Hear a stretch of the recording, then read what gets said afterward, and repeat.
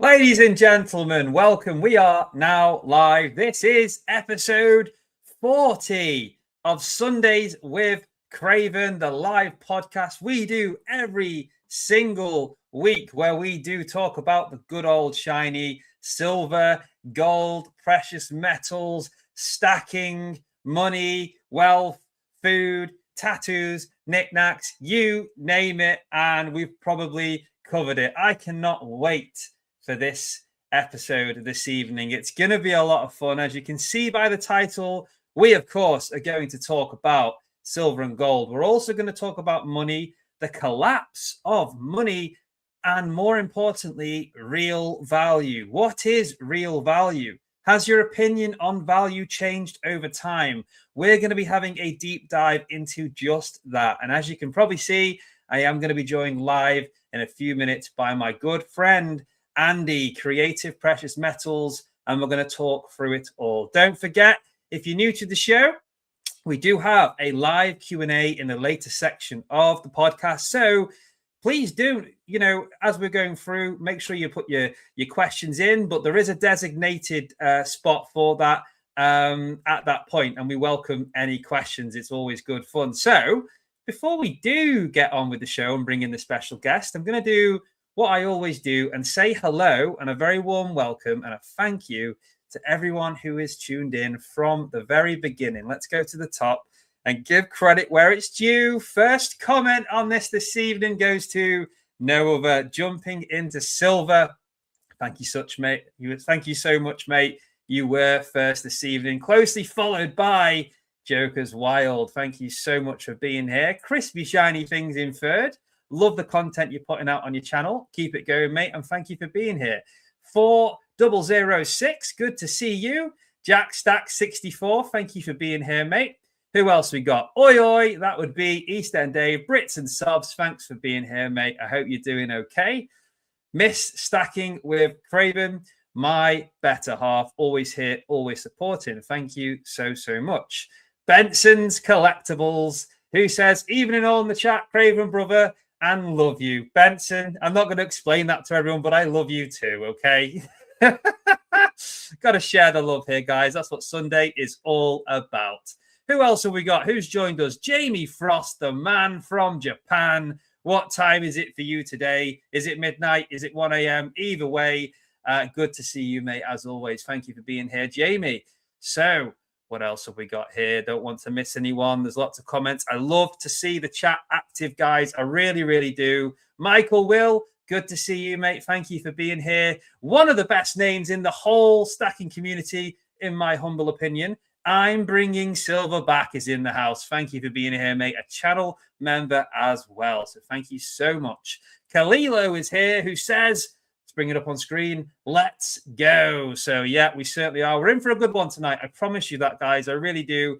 And hopefully you're going to enjoy it. I certainly am. The world's #1 producer is only in the house, Diaxis. Perfect timing. I just finished recording my video. Look at that. It was meant to be, mate. Well done. And good to have you in. We've also got the Silver Kitten. Evening all. Great to see you, Silver Kitten. And guys, if you didn't know, the Silver Kitten has just started her stacking journey, and she does have a YouTube channel. So make sure you check it out, show some love and support. And once again, thank you for being here, Silver Kitten. So, shiny silver. Good to see you, mate. Thank you so much for being here. Have we got more names? Have I said everyone yet? Don't want to miss anyone. Yeah, we've got a few more. So, Mr. E, good Sunday, everyone. Absolutely. Thank you for being here. James the Bullion says, good evening. Love to see it. Electric Bloke, hi, Craven. Hello, mate. Good to see you. True Legend says, evening all. True Legend thinks that I took part in the Eurovision contest, and it was quite scary, the resemblance of the person that he thought was me. I'll be honest, but it was also hilarious. So, yeah, thank you for that, True Legend. It made my evening. Hope you're good, mate. Thank you for being here. Anyone else? Stacks of silver. Good to see you, mate. Haven't heard of you for a little while. We, of course, have had you on the show, and that was a fantastic episode. Hope everything's going really well for you, my friend. Thank you for being here. Too legit, too quick. Good evening, y'all. Good to see you, mate. Thank you for being here.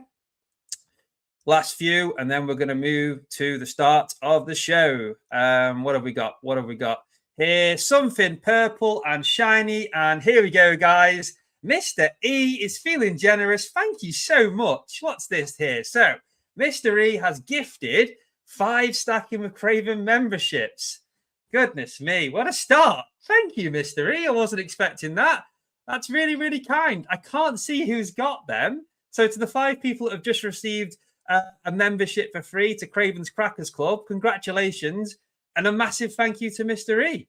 That's amazing. Thank you so much. Look at that. Yeah, I can't see who's got them, but congratulations. Guys, we've got more. We've got Israeli Koyan in the house. Thank you so much for being here. Hope you're okay. We've got David James Flood. Greetings, Craven and fellow stackers. And there we are. I believe we're up to date. Guys, thank you so much to everyone. Loads of you in. Love to see it. 35 in the live chat this evening. All I'm going to ask you is one thing. I promise to continue trying to deliver the best podcasts I can and having really interesting conversations, which you are just as much as a part of every single week. In return, to let me know you're enjoying it, please take 2 seconds to hit the thumbs up. It really encourages me to do this weekly and lets me know you're enjoying the show. So without further ado, I think it's time, guys, to bring in episode 40's special guest. And that is no other than Andy, or as his YouTube channel would say, Creative Precious Metals, C.P.M. How are you doing, my friend? Thank you so much for coming back on.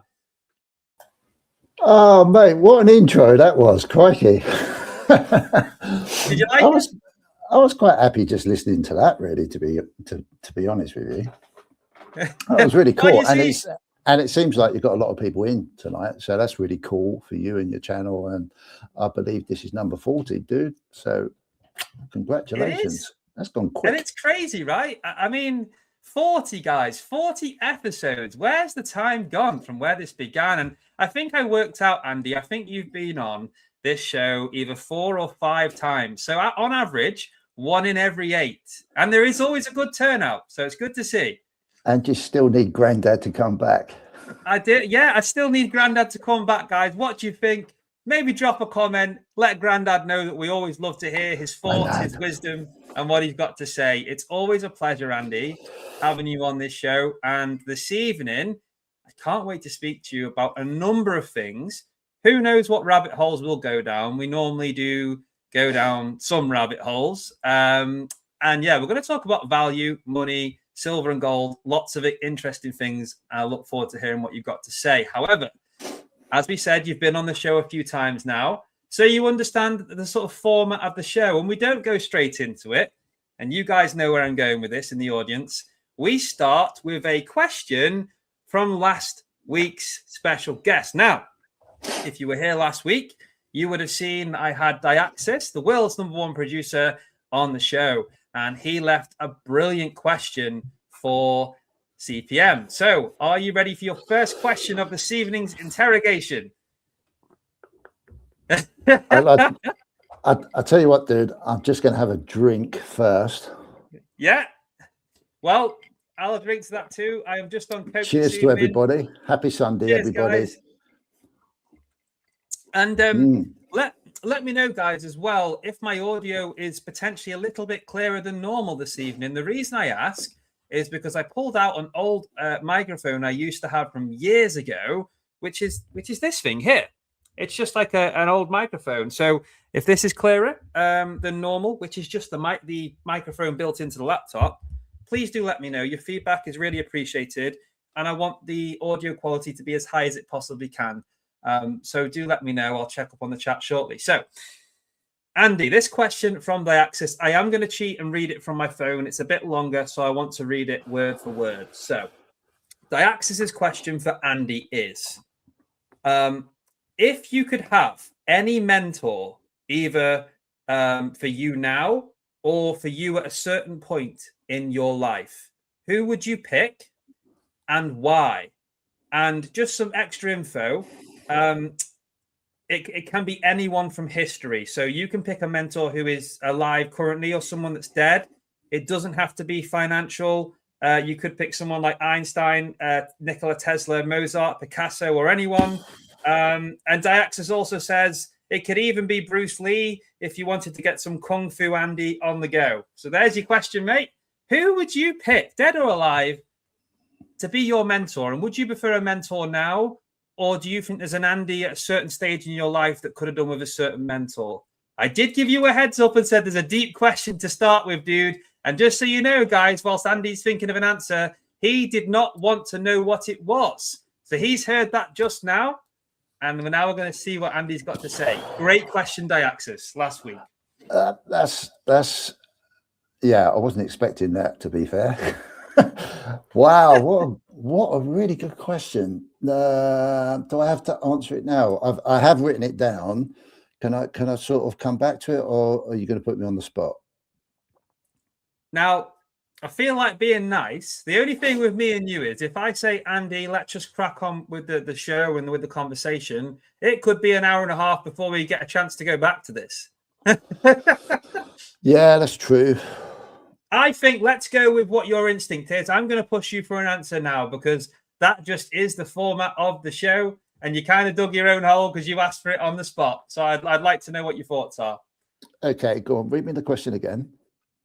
Okay, so question from Diaxis for Andy. If you could have any mentor, either for you right now or for a version of Andy at a certain stage during your life, who would you pick and why? It can be anyone from history, dead or alive. Okay, cool. Okay, I'm going to go with my gut feeling. I always like to do that. I always like to take notice of the first thing that comes into my mind when someone's asking me something, because that's normally coming from my heart and I'm not overthinking it. It's something that really resonates. And I'm going to pick Jesus. Wow. Okay. So the answer is Jesus. And that was the first name that came to mind. It was that's weird. That threw me. Wasn't expecting that. And then I was just, why? And I think, I mean, I'm not a religious guy or anything. I think we're all a bit religious and spiritual, but I often think back at certain times in my life and going forward, and for some reason, I always think, oh, crikey, is my life that bad? What on earth did Jesus go through if the story's real? And I think to myself, what a person that could go through all of that ridicule, and he just had the belief and faith in what he believed in, and he just pursued that until the very end. And so I quite often, I must admit, I quite often relate to that sometimes and think, God, I think I'm going through a bad time, but what must that have been like, getting stoned, getting crucified, people hating you, people turning their backs on you. And it personifies a lot of things that maybe we go through in life. So yeah, it's a weird one, that one, but what a great question. And that's really surprised me because I didn't even know about the question, and I didn't even know I'd answer it that way. So, but that's from the heart. So it was a brilliant question. And what I really love is when we get questions from guests on the show that have never been asked before. And that one has definitely never been asked. And the detail was really good. So Jesus Christ, you mentioned, that's a brilliant answer. And I really like the explanation. But would you want that mentor right now? Or was there a certain point in your life where that mentor would have been better for you? Probably all the way through my life. Anytime would have done. When I think about it, if you could have a parrot on your shoulder that personified exactly what I just said, I think that would be really healthy to have through your life, as a reminder. Because we all go through tough times, regardless what age, it never stops, really, to be fair. So to have that as a reminder would be wonderful. So I wouldn't pick a particular time other than, we've been quite cool the way through my life, really, to be fair. That's brilliant. And what a good way to start the show.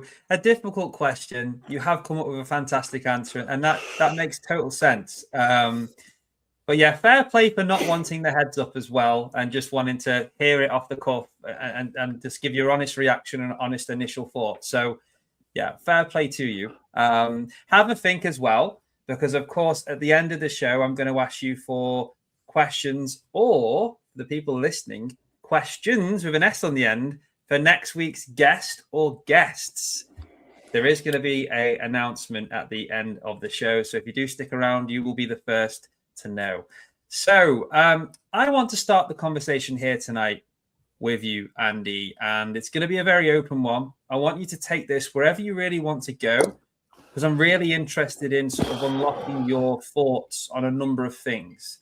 But this is where I want to start. In your own words and from your own perspective, what does real value look like to you today? This is really interesting, dude, because we spoke about this the other day very briefly, didn't we?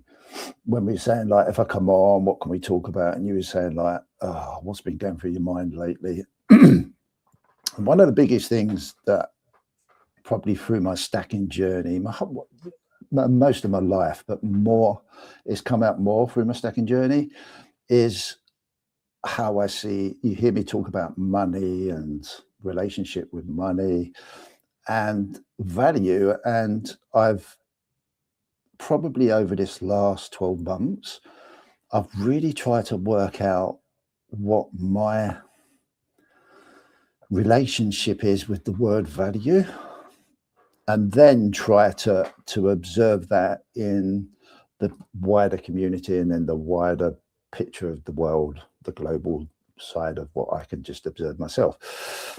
So I thought about this this morning whilst I was ironing. Not with Jesus, but just ironing with some drum and bass, thanks to Benson, and which is really cool. And I thought, how are we going to come on, Andy? How are you going to try and explain what you mean? So what I thought I'd do, I thought I'd just Google the meaning of value, and see what comes up. And can I read it to you? Yeah. Yeah, do. Cool. So when I Googled it, I used AI just on Google, and it says there's the 3 types of values. Values are the core beliefs and guiding principles that dictate your behavior, which I thought was really cool, shape your identity, and help you determine what is right, wrong, and truly important in life. I take that at a personal side. They act as a compass, motivating actions and decisions. So I thought that's interesting. And then it gives an explanation of the 3 types of values, broadly speaking. And that's personal values. And it says the internal compass for an individual's life, e.g., honesty, loyalty, creativity, and independence. And then there's moral values, which beliefs about right and wrong behavior that govern ethical decisions, for example, justice, passion, and fairness. So I'm thinking, this is interesting. And then there's cultural and societal values, and that's shared ideas and accepted standards within a group or society. For example, equality, freedom, and tradition. What threw me is that there's no mention of value as in money in that interpretation, which is taken from the Cambridge Dictionary. And that's a definition. That's supposedly the definition. Yes. So I thought to myself, that threw me a little bit, because I thought this is what I was started to think about more.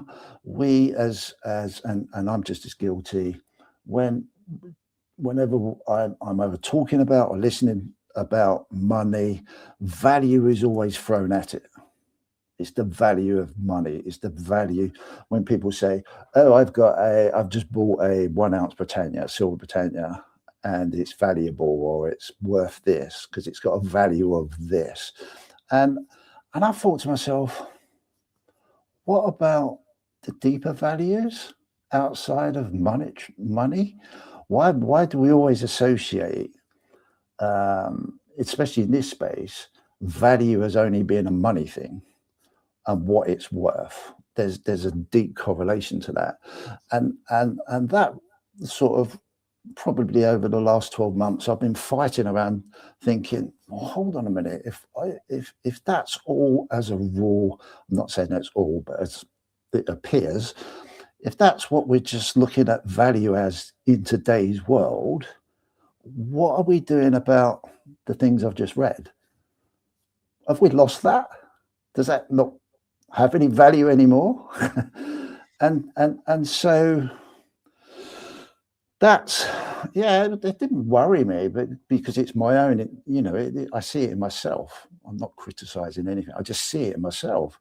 And I thought, no, I need to be looking at money and what I'm doing differently, and not look at it as just a value of a particular currency, depending where we live in the world. The values that I want to live by aren't really about money, and I want to try and get that back into my perception of how my relationship with money is nowadays. It's pretty deep, but does it make sense?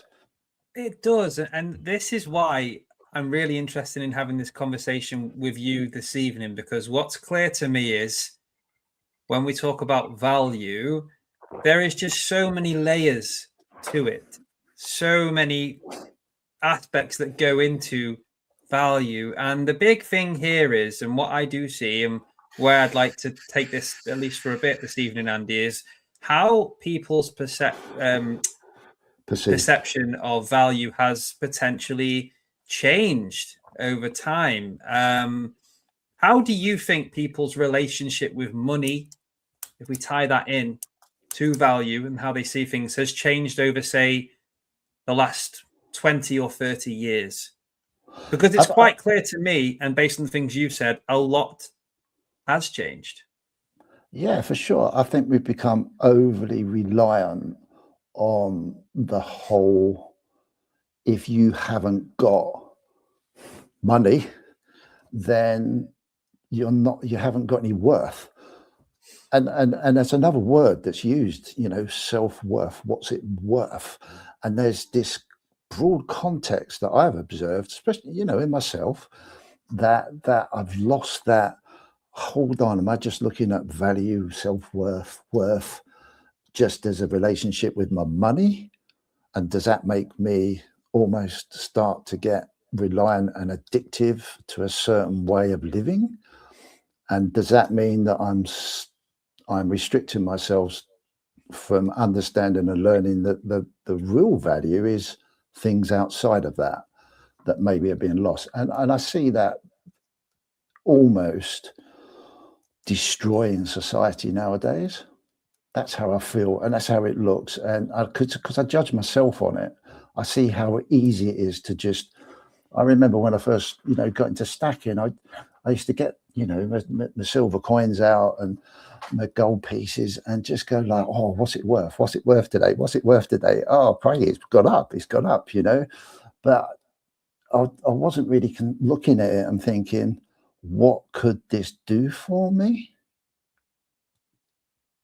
Or what is it going to bring me or my family, or what could it do to help maybe me become a better person, to help society in what I do as a job? I didn't look at none of that. Absolutely none of it. It was just money go up, money go up. You're only successful if money goes up and you got more and you can accumulate more and spend more. And it's really interesting. I've noticed that myself, and it's sort of got to a stage for me personally now where I'm trying to sort of break away from that way of thinking more. And I said to you the other day, I've noticed in my youngest boy, how he's managing to just not have that relationship the same way I did with money, and his lifestyle as a rule is so much nicer than mine, purely because he's not putting that emphasis on gotta have. Removes the stress, right? If I invest in this, I'm going to make more money and I'm going to be better. It's just no stress whatsoever. It's just okay, I could do this. I know if it works, it can give me an opportunity to maybe improve something else outside of that, you know? Yeah. I just highlighted a comment of Jamie's as we're speaking, which I do. I love everyone in the chat. If you're getting engaged whilst me and Andy are chatting, I really do appreciate it. And my way of engaging with that whilst having this really interesting conversation is to share them on screen. So if you do comment, I will put some of them on screen. So thank you for that, Jamie. But it is Coca-Cola tonight. So yeah, this is really interesting, Andy. I know Jamie's a whiskey drinker, but that's what I'm drinking, Jamie. So nice, yeah. Sorry. Yeah, well, this is one of those conversations tonight where you just have a deep dive and really talk. And for those listening, whether you are or you're not having a drink or you're having a snack or you're just chilling, yeah, I hope you're comfortable and I hope you're enjoying listening to this because there's so much more depth I'd like to go into. I like the way this has started. So how do you see that, dude? How do you see it? How do you see it? You can't have it all one way tonight, dude. I knew this was coming. As much as I want to play host and just enjoy asking these questions, I knew there'd be a few coming back. So what are you asking me that I see? How do I see value? Your perception of the value of things, yeah. Firstly, that is complex. And I can't think of an off-the-cuff answer to definitively describe to you what value is, because as you rightly said, there's so many aspects to look at. It's not really even about what the fiat value of something is. It's there's so many ways you could look at value, but I see value now in terms of a word that's used regularly amongst the community, which is wealth. I don't necessarily look at value as a fiat, as a number on a screen. When we think about money in the bank, that's not necessarily wealth to me. But if I was being honest, before I entered this space, guys, I did see value in that. Before I knew about stacking, before any of this, I thought I want to have as much money in the bank as possible. That was me 2-3 years ago. And now I see it completely differently, because the truth is, I don't believe in currency. I think we're seeing with inflation and everything that's going on in the world, our purchasing power is less and less. Our wages aren't going through up with it. Everything's inflated in price. You can't get as much per pound or as per dollar or as euro as you used to. Why I don't want to shove money in the bank? No. What I'd like to do is, or what I see value in long term, is assets such as, if we talk about the one we speak about the most, precious metals. I see value in that long term. I see that as real wealth, because I believe in that growth long term and its ability to beat inflation, or at least be better than sitting in an account. However, with all these things, we still need to, at some point, Andy, we still need to convert that back into fiat currency to be able to do something with it. So that's still a conversation. Now, I want to come back to you. Before I do, jump in into silver. Where is it? My screen went big and yellow when I was in the middle of that, mate. So I've got to come to this, my friend. Jumping into silver, £10 super chat. Apex member money is comfortable. Yes, but happiness is key, in my opinion. Yes, big shout out to Apex. Thank you so much for the super chat. And what you've said there, money is comfortable. Yes, but happiness is key. This is what I was trying to say back to. It's a brilliant comment, Jumping. Thank you. Is that there's value in it, happiness. Would you rather just be happy? Is happiness not the ultimate most valuable thing in the world over having, I don't know, £1 million in the bank? I'd prefer to be happy, honestly. And then Andy's there like, oh, no, you wouldn't. You'd rather £1 million. There'll be a split on that. And maybe if you offered it me, really, I'd change my mind. I don't know. I can only be honest on the show, guys. But yeah, look, it's really complex. But I hope that answers your question. And more so, the question I asked you, my opinion has changed within 2-3 years just recently. I hope that's because you see, the thing is, guys, and I'll quickly say this, and I've had the joy of getting to know Andy. We speak often privately. We have lengthy calls. We talk about stuff in depth regularly. And when I ask Andy a question, I normally end up getting a few questions back before he gives me the answer to my question. So I was expecting this, but it's all really good stuff. Thank you, jumping once again, mate. That's so kind with the £10 super chat. But yes, Andy, where do you sit on with my response? And just specifically, I've brought the word wealth into this because value and wealth are very much linked in this same conversation. I can tell you're raring to go. I'm not even going to ask you a question. Just talk to me. Yeah, but you just made me want to ask you another question. Because you're quite right. You're quite right. Yeah, you quite rightly said, and I totally agree with the ethics of the answer. You know, and that's when you said you see the value in the wealth at a later date. But what does wealth look like, and what does wealth give you? Is this where we answer the comfortable aspect? But no, that's what I'm saying. This is that really interesting, deep question where we very easily can just get into this routine of this is why I stack, this is why I do stocks, this is why I do crypto, this is why I collect this is why I do that, this is why I work hard, because I believe it will make me wealthy down the line. What does that look like? What does that even look like, other than the expression of, I believe that, without really thinking about it too deeply, it will give me something that I haven't got now? But what is that? You with me? I'm with you. I'm trying to think how to put this. And I go back to what I said, because when I say I'm not as interested in building up money, cash in the bank for the number of reasons, which I'm sure you guys in the audience understanding can relate to, especially today. There are things I'd rather have than all my money just in money, losing value. But at some point, you could have wealth in its form of a big stack of silver and gold and all sorts. But those assets, you can't go and spend them. All right, you may be able to.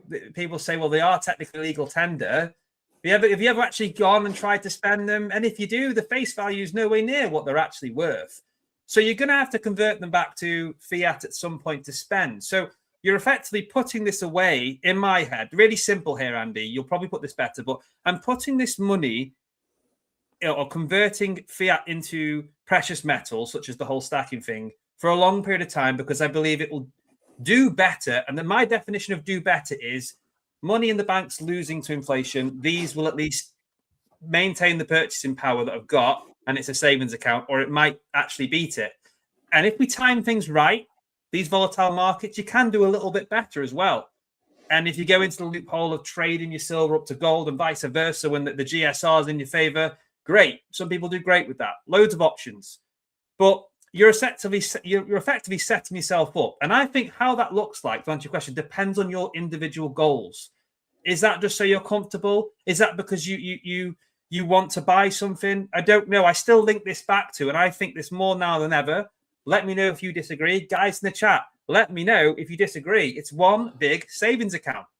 It's what it is. That I trust. Trust is a big thing. I trust it more than I trust cash. Comes down to trust, and I trust it because it's proven. It's proven for thousands of years. We are entering a digital age, a digital era. I hope we don't end up talking about CBDCs and stuff like that, because it's all scary and depressing. But we're entering a digital era. So that tangible aspect of it, being able to hold it, it's physical, it's out the system, so to speak. I like all of it. But anyway, I'm like going into like preach mode, Andy, because I'm passionate. But this is about you. So well done. You've turned me here, but this is about you. So it's about time I started asking you some questions and got you talking again. Yeah, no worries.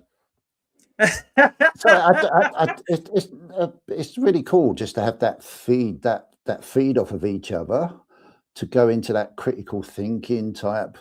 Oh God, yeah, I didn't think of that, and I didn't think of that. I mean, a lot of the stuff you're saying is just, I can't argue it at all. It's what we used to. It's what we play. You said the big words: trust. trust. It's a massive value, isn't it? Trust. Yeah. Massive. And we've got to believe in something. Yeah. I want to ask you this, Andy. Go on. And we talk about how people's perception of value changes over time. You've obviously been in the stacking space for a while, a lot longer than I have. So we're talking about buying your silver and gold and stacking, collecting. Was there a point where you stopped? Did you ever see money as like wealth? Did you ever see that, like having loads of money as wealth to start with? And if you did, was there a point where your mindset switched and you thought, actually, I see this silver and gold as wealth? If so, when was that?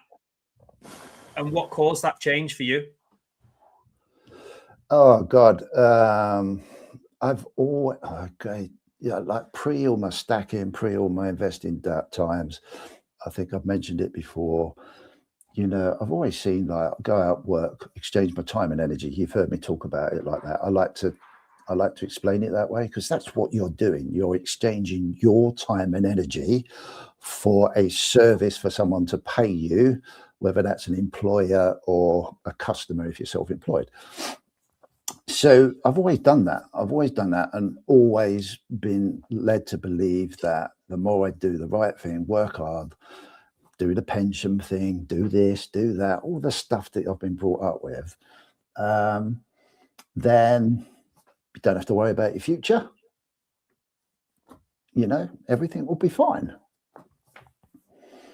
until 2020. And then I thought, and then I had the opportunity to get into investing. It's a long story, but I had the opportunity, and that made me start looking at, oh my God, what can I get into? I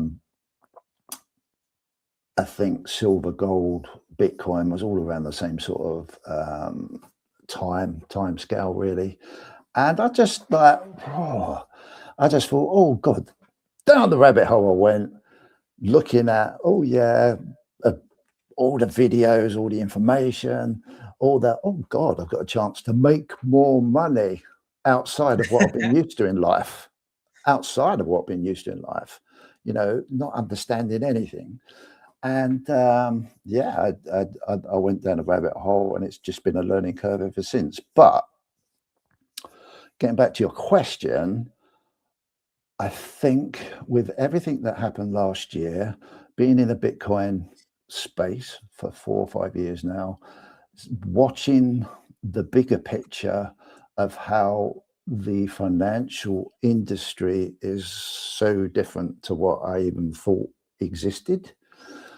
And then you find that possibly the game here for me now is to try and understand and position myself for as many what ifs to make your answer of wealth work for me later on. And that has been a massive change to what I perceived when I first got into stacking and, you know, the Bitcoin. Totally different. My trust in the simplicity of duplicating a belief system to what I've known for many, many years has gone totally. And now it's more of, well, my long-term goal of how you depicted wealth, is now in my hands, and my hands only, the sovereignty of myself. And that has made me think so outside the box to try and understand the best way to do that, and then help the younger generation try and get their heads up on that at an early stage, so they can think outside the box and start to take that responsibility a little bit more themselves, rather than just think, got nothing wrong with the financial industry, professional people, they're doing what they're doing to earn their money, time and energy and all that sort of stuff. But as I've said a zillion million times, the best person, the most valuable thing you've ever got is to look after yourself and learn. And play around the games that are far greater than what I've personally even thought it would be. It's an interesting one, man. It really is an interesting, and it's very deep.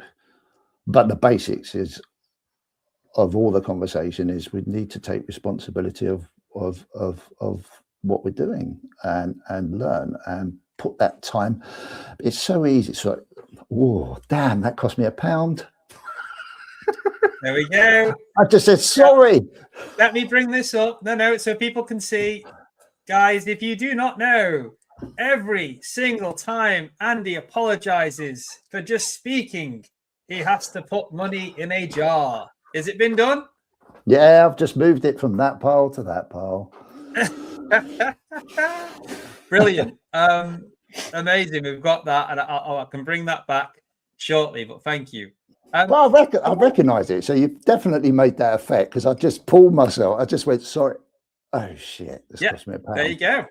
That's it. It's helpful, but really interesting stuff what you're saying. And you mentioned there about wanting to, yes, take control. It's in our own control. We have to do something. We don't trust the system we've got. And you talked about helping people who are younger. So help me, Andy, if you can, because my question is this, and this is a very honest and a personal opinion of where I'm at right now. I'm 29 years old.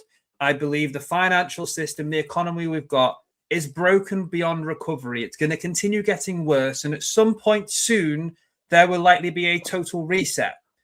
Yes, I'm going to do what I didn't plan to do. I believe as we enter this digital era, we are going to see the CBDCs come into play. That's what the government will do. They'll put us in a corner. There won't be an option. We'll need a digital ID. We'll need a digital banking system and a currency that's fully digital. They don't want cash. They want us to be able to have this money there, but have to ask permission before we buy anything. So with everything that I'm doing to, like you said, Andy, right now, take control, prepare, save, be in a better position, build wealth for the future, what role do you think the things I'm buying and investing in, silver and gold, are going to play in this, what I believe to be inevitable digital era soon, where cash is gone and everything is digital? What role does that play then when the physical, tangible assets such as silver and gold, could the government screw us over even more and make them harder to have? Who knows? Let me know your thoughts. Okay, that's a deep question, and it's full of so many answers. My whole philosophy now is you cannot stop what a deep institution is going to do. You just can't do it. You can't do it. I'm not going to stop it. You're not going to stop it. We're not in that position to be able to stop it. What you can do is recognize it. And we can all have a good moan about it as well. Of course. You can moan about it till the cows come home, but you can recognize it. And once you recognize it, you can have a choice. What can I do to protect myself against if it does, if it doesn't? What am I doing for that if it does against if it doesn't? And am I covering both with what I'm doing from a saving, storing value, preserving your time and energy, and not only just on a CBDC, but the whole digital aspect of the possibility of what that could look like. Now, if you can't come up with a not you specifically, any of us, me included, if I can't, we can't, you can't come up with a somehow semi-logical explanation of whether you're covering the what ifs, then you're not doing enough work. You're not doing enough work. You really aren't.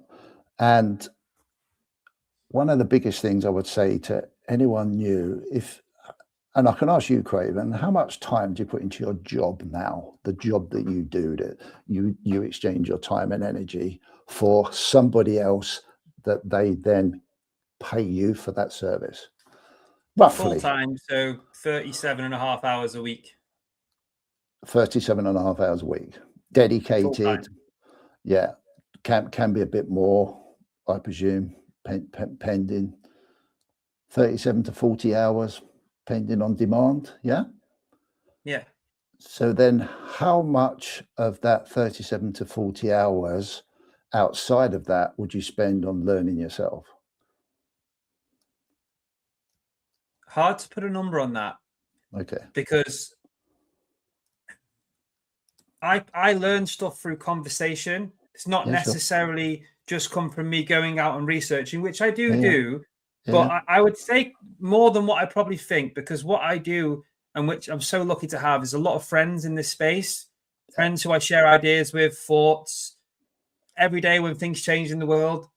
I speak to you for 2-3 hours at a time, a lot of the time, and I learn from that. So yeah, I put a good amount of time in because I'm generally interested and I want to improve. I want to understand these things more, but I could probably dedicate more time. I don't have all the answers to feel fully confident about my future. Before we carry on, I want to say a massive thank you to Mystery, who's been so generous tonight.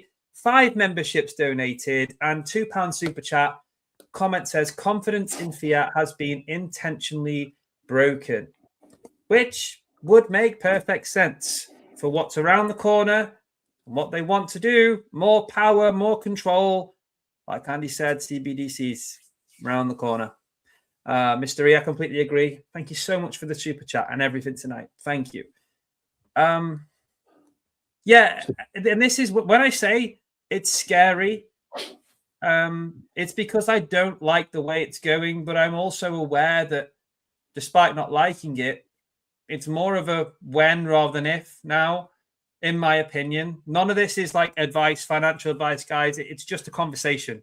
And I'm just sharing my opinions just like Andy is. But they do come from places of thought and research and thinking about this. And it's, it does shape why we do these things and why we're investing.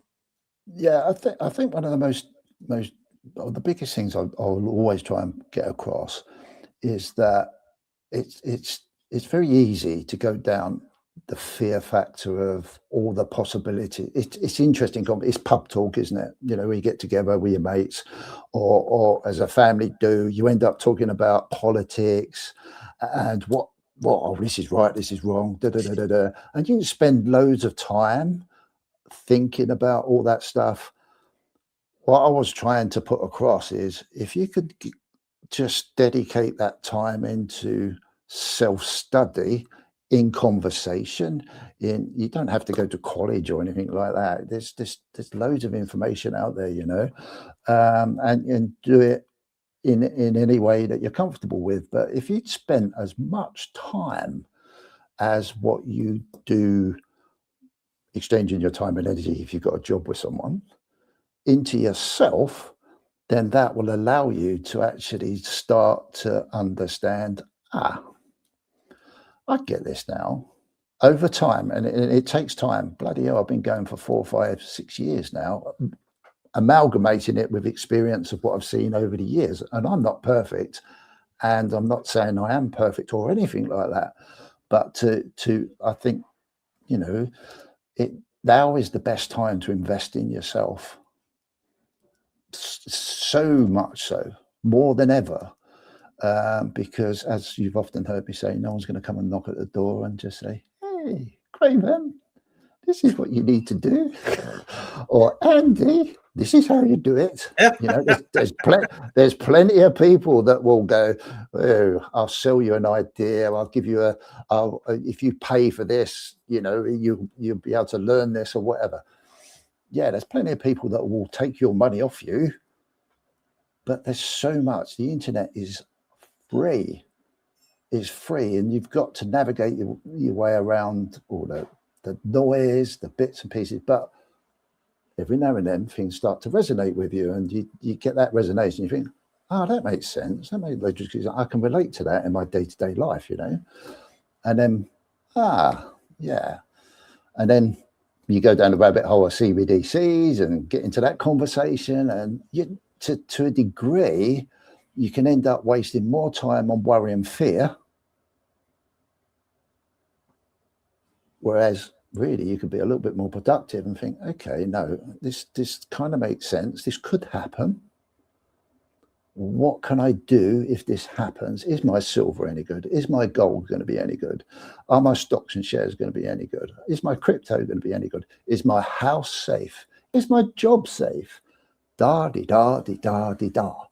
You know, and you start to eliminate all those little things because you're constructing an idea that you've got faith in yourself because you've put that mechanism to work yourself, and it makes sense.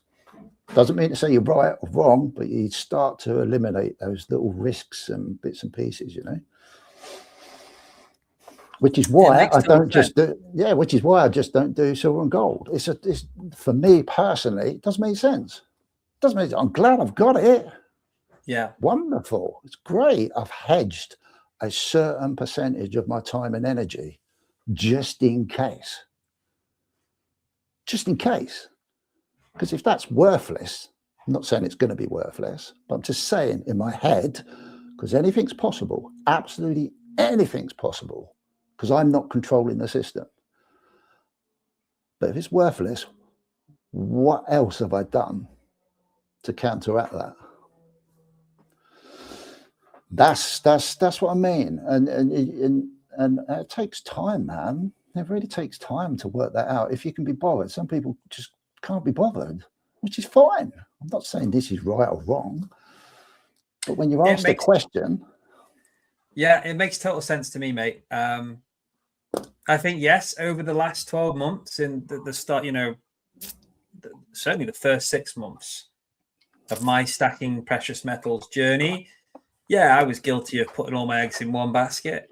I don't mind saying this, by the way, guys, because I'm here to talk about my journey honestly, transparently, and proudly say I've not done things perfectly, but also say that I learned from the mistakes, and I enjoy that.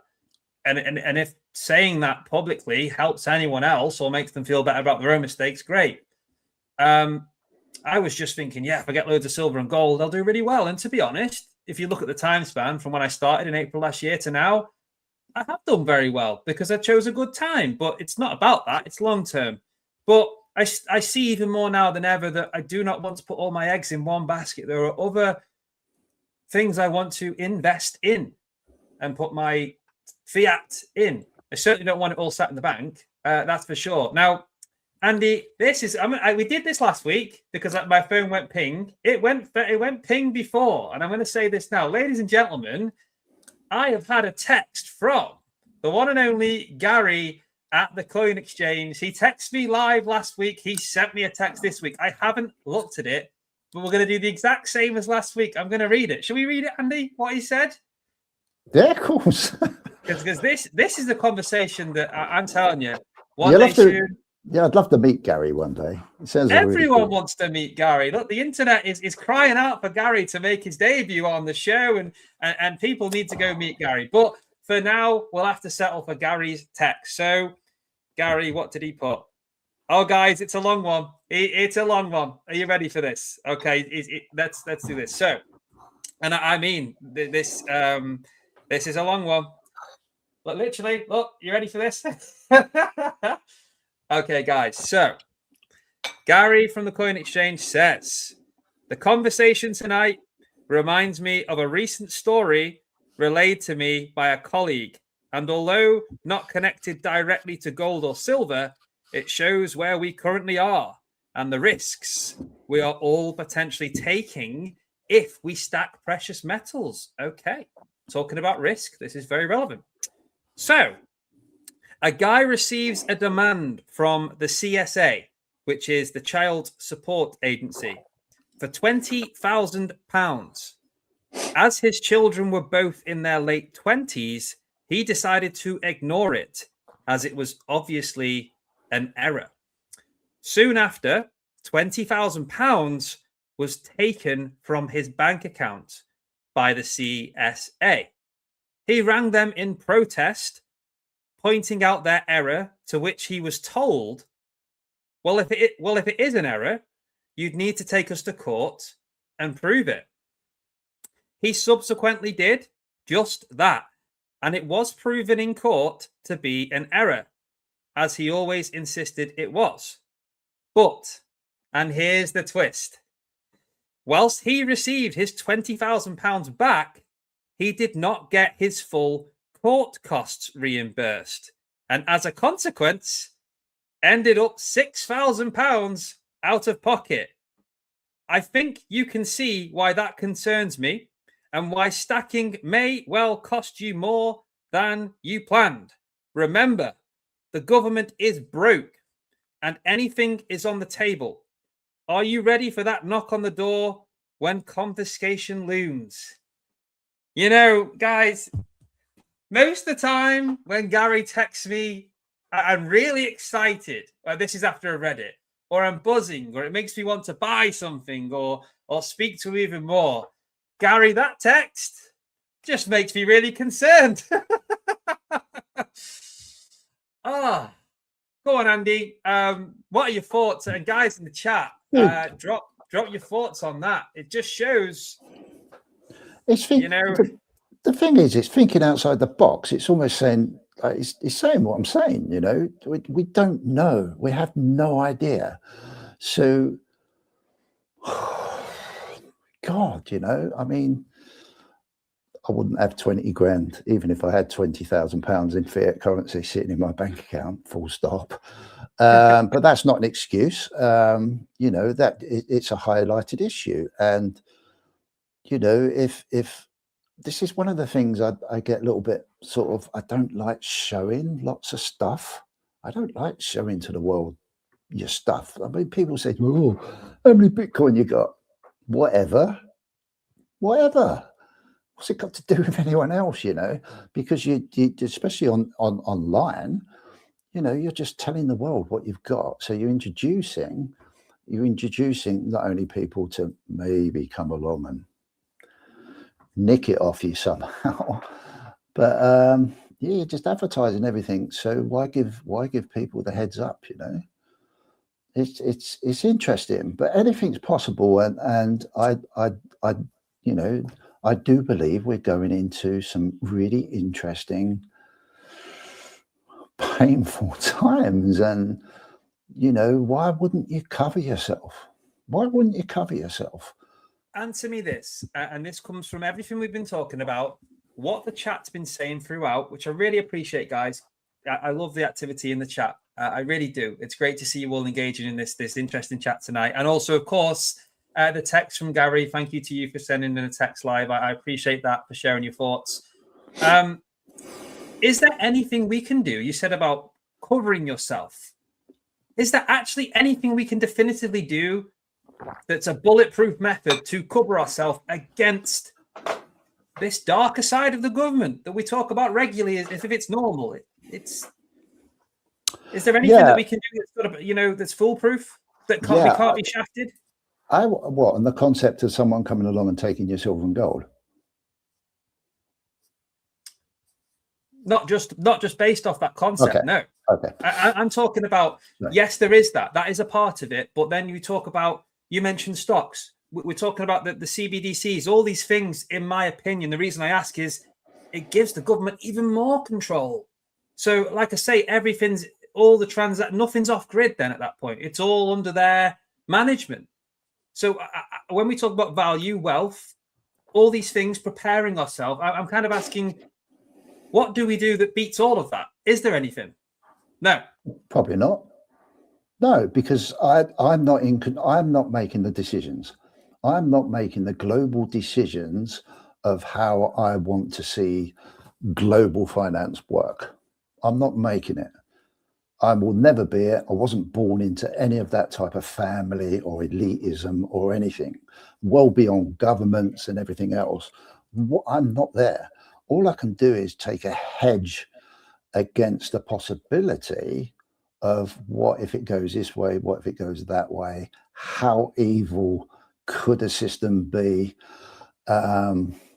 and try and hedge myself to different possibilities. But then I don't know what the answers are. I don't think anyone does at our level, dude, unless you're sitting in those rooms that make those decisions. You have got no idea.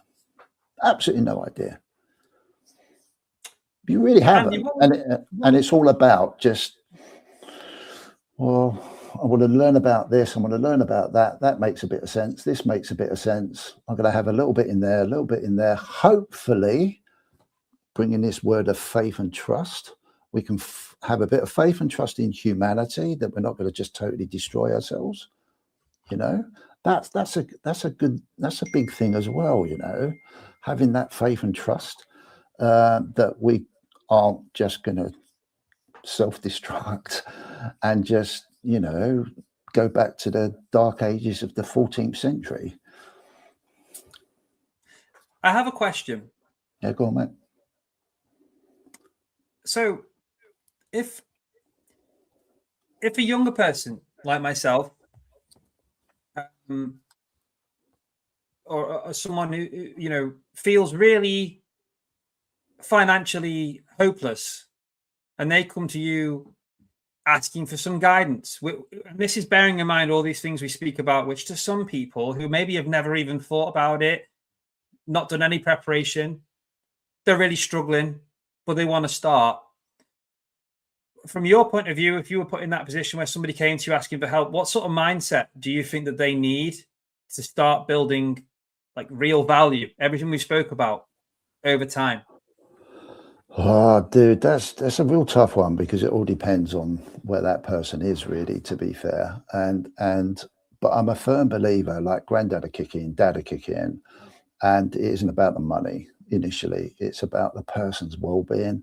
It's about, you know, where are you, mate? Where are you, love? You know, what you're trying to do, trying to give them just some goddamn bloody love and care and support, and understand and try and guide them into a position where they can constructively rebuild their own personal value to be able to move forward in life and try for themselves, you know, and be there and just help them. It's almost like hold their hand a little bit, like, I'm here. I can't make your life any different. Only you can do it.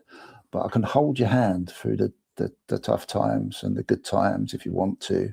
And then just, you know, rebuild someone. But you've got to know at what context they come to you, you know, first.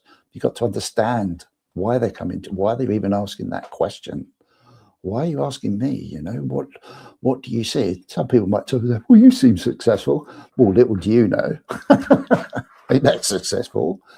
But you know, you gauge an idea of where someone's coming to you, and you know, that granddad thing kicks in, that dad bit kicks in, man, and you have a relationship, and you have a conversation, and you just bloody care, and you know, you try and help. You don't make that you're not there to mollycoddle anyone. You're just there to support them, you know, if they want it.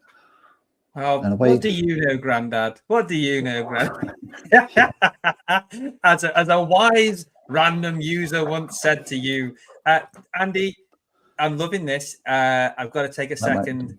Big shout out, massive thank you, Darth Precious Metals, my friend. Thank you so much. £10 super chat. That's so generous. I really appreciate it. It says, great chat. Also, I've lost all my gold in a boat accident. Yeah, do you know what? There's a few people. It must just be a gust of wind, some bad conditions. It's happening a lot, man. You guys going out on boats. You got to be careful out there. Darth, you're a legend, mate. Thank you so much for being here this evening. And that's really, really kind. Thank you. £10 super chat. Amazing. Really appreciate it. Wow. Chat are busy this evening, Andy. I love to see it, but you guys are so generous, and you know, I can never say enough. I won't get bored of saying it because I really mean it. Just thank you for all your support. But just know this as well. You don't have to do a super chat to show me you support me. You guys just being here every single week means everything to me, and that in itself is the ultimate support I could ever ask for or want. So thank you. But anyway, no more deep stuff from me. Andy, have you had any boating accidents at all? That loads, dude. I've had absolutely loads. No, I've mate. never actually, I don't really go on boating trips, but I've had a few accidents as well. It's funny, isn't it? I mean, this is a super deep conversation, and it can get really deep and heavy, and it's so cool that I see these things pop up because it makes me chuckle, and we've got to remember that we've got to have a giggle and a laugh as well. That's what life's all about.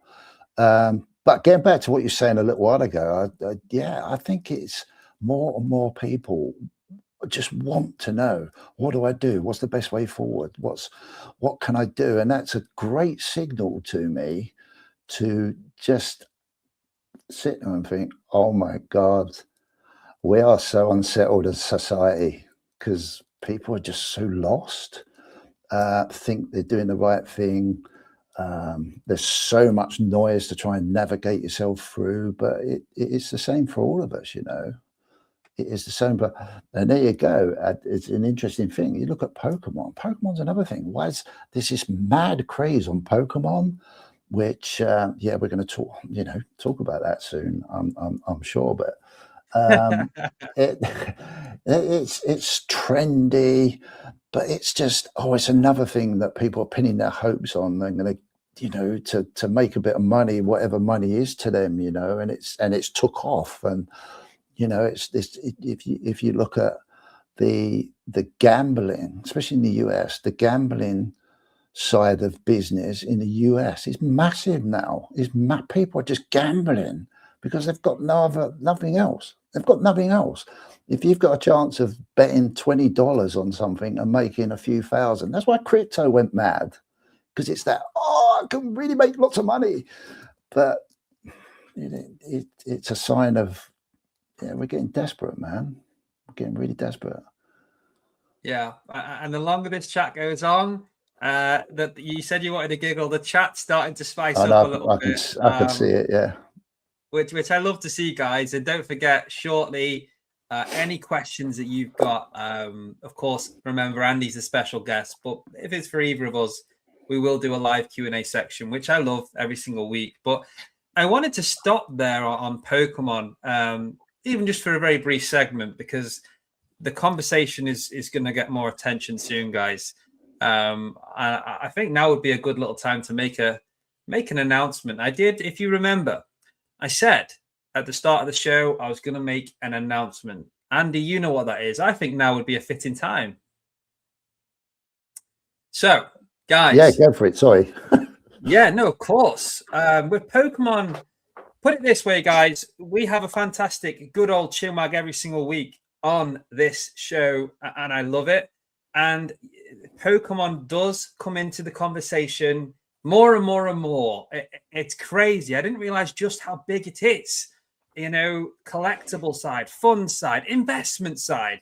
It's huge. It's worldwide. And so many of you are really interested in it. So I have arranged something special next week for everyone to enjoy, or at least those that are interested, you will enjoy. Next week, episode 41 of Sundays with Craven, we're going to be having a bit of a Pokemon special.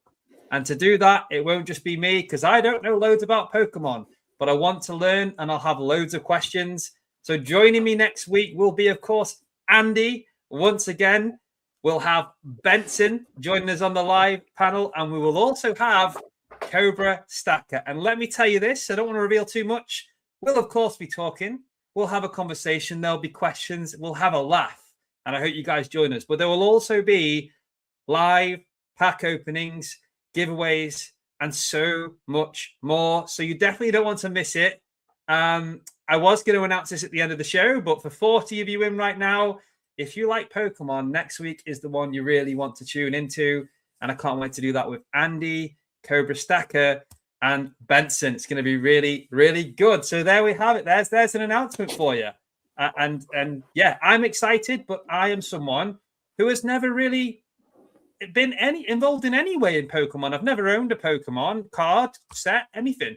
But as someone that now stacks, invests, you can't really avoid Pokemon as part of the conversation at some point, even if you're not interested. I want to know why people are talking about it.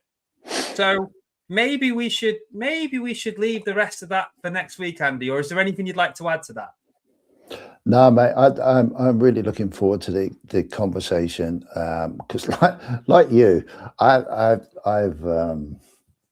probably won't talk too much next week, but you never know. I might kick in with a few like curveballs, but it's an amazing space.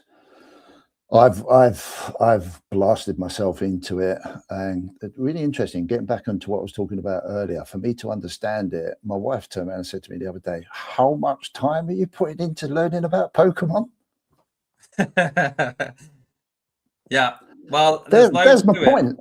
There's my point. And my boys love it because they go, "Oh, Dad, get into the nitty gritty of it all," you know. But it's really cool, man. It's a really, really interesting trend that's going on. And without going into too much detail, I'm quickly seeing the similarity around stacking and that scene as well, which is hopefully something I can talk about next week.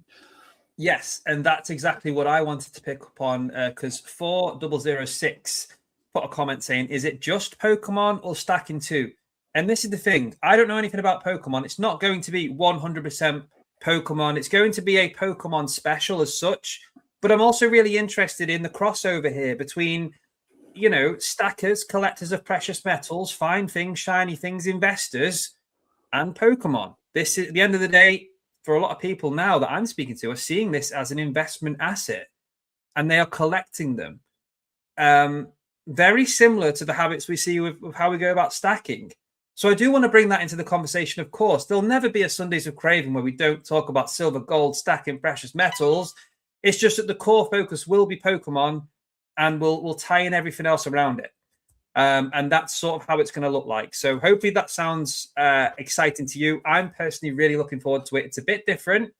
And yeah, it's good to do different. And I'm trying to offer you guys different things and branch out a little bit. So we'll see how it goes. And as always, I value your feedback. If that sounds good, or you watch it, you don't like it, or anything, just keep letting me know, and we'll keep going. Either way, you know where I'll be on a Sunday evening. So thank you for joining if you choose to. So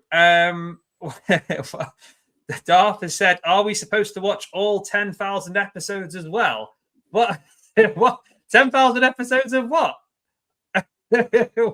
I'm not sure. Maybe I missed the comment. I'm not sure, Darth, but there's definitely not 10,000 episodes of this podcast, but there has been 40. And Benson just says here on Pokemon that Craven can teach me about Pokemon. I think you're having a laugh, aren't you, Benson? I've got no chance, mate. I don't own a single one. I've never opened a Pokemon pack. I couldn't tell you anything about it, but you know what you're talking about, and I know you've got some nice Pokemon, so you can tell the likes of me and Andy. And don't forget Cobra next week, guys. He's taking a big interest in it, so it'll be really exciting to hear something different. But we're not going to talk about Pokemon anymore this week, okay? Because the Pokemon questions are flooding the chat now. What have we done?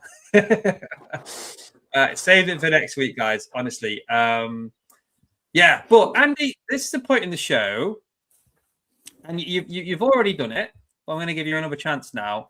I'm going to say, is there anything that you would like to ask me at this point? I've asked you quite a few questions. Would you have any questions for me? Or, as we've got just over 45 minutes, would you like to move to the live chat? Dude, I don't mind. Okay, a pretty cool question. You've mentioned a couple of times that you're looking at maybe diversifying on your journey, and you're sort of thinking about it more now. What sort of things have just come into your mind around that diversification? Because we all know you do silver and gold, obviously. Have you been sort of thinking about, I want to get to know a little bit more about this, or get to know a little bit more about that? Or what sort of things are tweaking in your mind, getting your spider senses going, that maybe you might just have a little dive into? I've definitely got answers for that. Before I say the answers, jumping into silver, £5 super chat. Guys, what's going on this evening? Jumping into silver, mate. Thank you so much. I think that's your second one tonight. You swear you did a tenner earlier, mate. Thank you. I used to laugh at people who collected Pokemon. How foolish that was. There we go. Look, I'll be honest, I never thought anything of it. And I probably have just shrugged it off. It's just a piece of paper. Why are grown men interested in this? I've been that guy. And the more I talk to people, friends, there's money involved in this, and there's a reason why. And these aren't just people doing it because it's fun. There's a lot of smart people putting their money in Pokemon, and it's huge. So yeah, jump in. Yeah, there's definitely something there which we will explore more. I want to learn about. So yeah, but mate, thank you so much for another super chat. You're unstoppable tonight. Thank you so much. So, Andy, other things, diversification, branching out a little bit. You know, I've been stacking silver and I've got some gold. My stack is silver heavy. I'm trying to balance that out a little bit as I go forward. So I'm not picking up stuff as often because when I do now, I want gold. However, outside of that, I have looked at other options. I haven't necessarily acted on them, or the ones I have, not to much of a degree, not worth mentioning really at this point, because I'm trying to learn before I do more than dip my toe in the water. The first one really that I considered and I have spoke to you about and asked you about privately was crypto, Bitcoin, which I asked you about. And it was brilliant because I think I asked you a question to sort of tell me was Bitcoin crypto a good idea? And you come back with about 7 questions as to why I'd ask you that question, as you love to do in true Andy style. So I'm going to give you that. The reason why Bitcoin and crypto interested me is because I was very curious. Once again, it's spoken about a lot. If you are interested in investments, money, and you're on YouTube, as we all spend hours sometimes letting YouTube recommend us videos and just watching all sorts. I do it. I'm sure you guys do. Bitcoin does come up. And I think you said before, some people in crypto have made millions and have found these new cryptocurrency coins that they bought in when they're new or whatever, and they've made loads. So naturally, I was drawn towards it. Do I still understand it? No, not fully. Would I put loads of money into it? No, because I don't understand it. But that's the first one. I'm still in the background learning, reading, but I haven't put a lot of money into it. I do have an account with Coinbase. I believe it's called Coinbase. And I have started trying a few things, but nothing worth noting. I'm just learning. Apart from that, once again, I'm quite open to different things. But I haven't got an extremely wide investment portfolio outside of it. I haven't. But I do believe in experimenting, learning things, and I do not want silver and gold to be my be all or end all. For example, if we go much broader than stuff that I can do regularly, I would look at property as something I'm interested in. You know, once again, an asset, something that would appreciate over time, that I believe in, that's proven. That's obviously a much bigger conversation, and it's not as easy to get on the property ladder as it is to maybe get some Bitcoin, for example. There's stress with that. There's a lot. So, yeah, but don't forget, I am, and I don't mind saying this either, guys. It's what my whole channel has been based off. I am very early in my journey. I think I've done well in over 12 months. I've got so much further to go, so much I want to improve. But I will continue to be nothing but honest in how that journey's going, where I went right, where I went wrong, and I will continue enjoying having special guests on, such as Andy, and engaging with you guys and learning. I am just here to learn. I'm no expert. There's so much more I need to know, Andy. But yes, I'm actively looking at options outside of silver and gold, but I haven't got a specific list of what I think are particularly great just yet, or that I've learned loads about. That's cool, man. It's just I love it when people start to even just think outside of what they're normally doing. I really do enjoy that, because it means that, you know, there's other signals inside of them that's promoting those thoughts, and they're interesting to explore, you know. It gives me a heads up of what people are thinking as well from an investment point of view. I've always find that really useful. What are people thinking about now, and how did they get there, and why, all those sort of questions. So it's interesting, man. And just to add to it, why I maybe haven't pulled the trigger, and I specifically said there about it's not what I own in those or what I've got isn't worth mentioning. It's so small, and I don't know loads about it. But do you know why I haven't committed? Yes, I don't understand it fully, but I also don't trust it. And this comes back to why I feel comfortable owning my silver and gold, or at least I do at the moment, because I physically own it. I can physically hold it. And with all these conversations we're having, guys, we're talking about digital assets.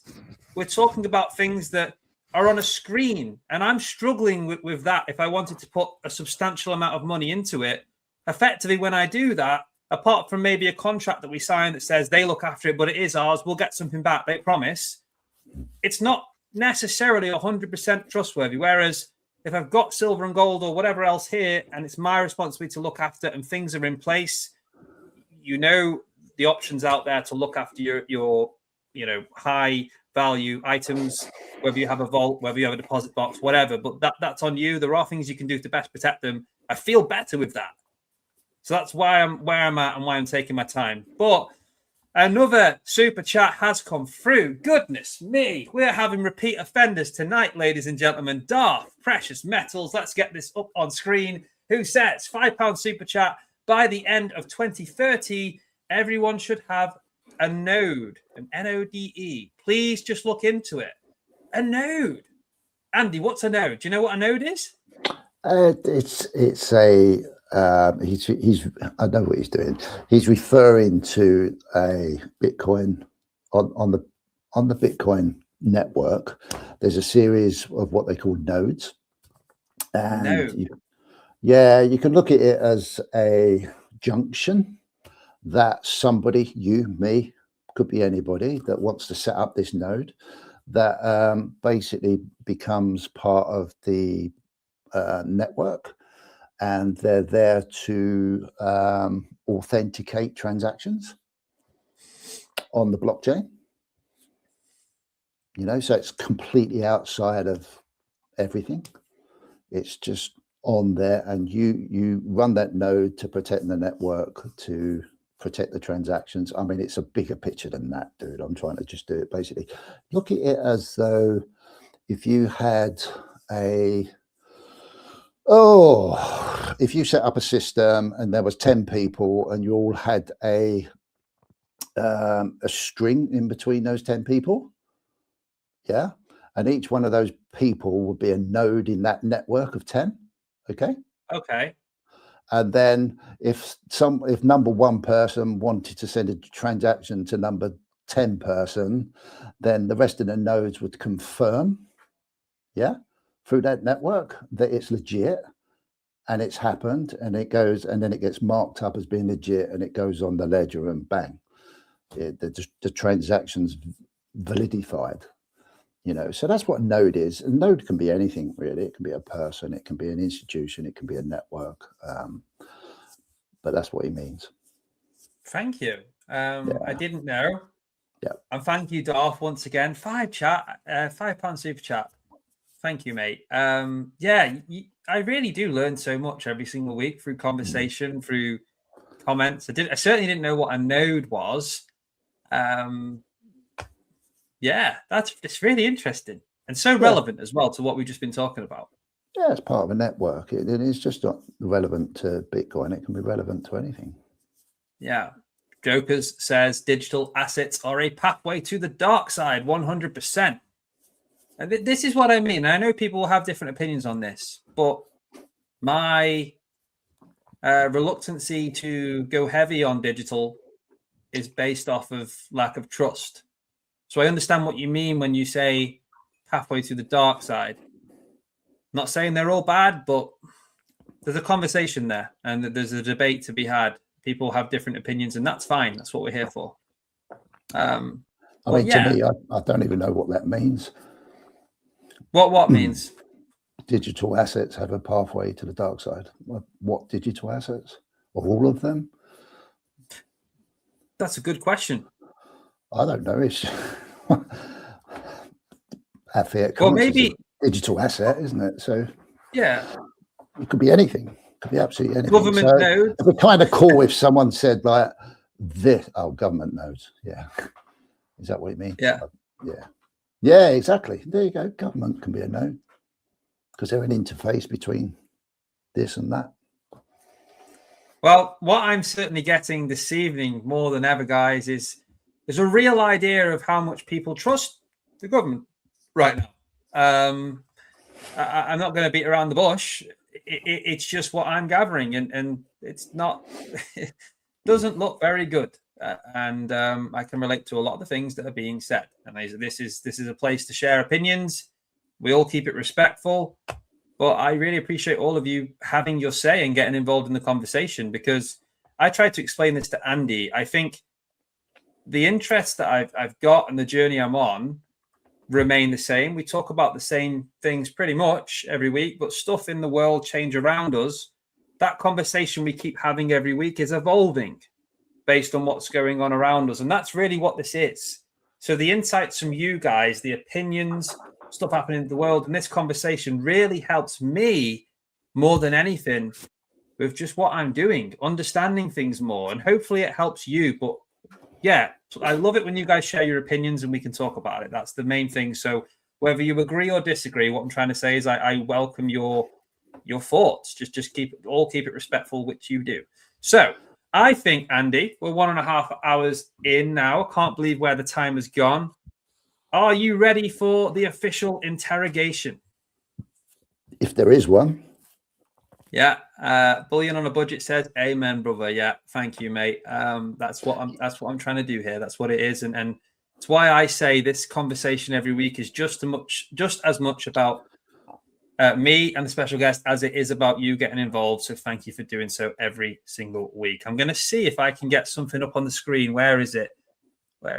Here it is, guys. Is it? Oh, yes, Q&A. There we go. Look at that. Aren't I good at pressing buttons and doing stuff? Probably not. But guys, if you have any questions for our special guest or a burning question for me, pop it in the chat. We're going to go through them now. This is officially the live Q&A section and segment of the live. So yeah, feel free to put your questions in.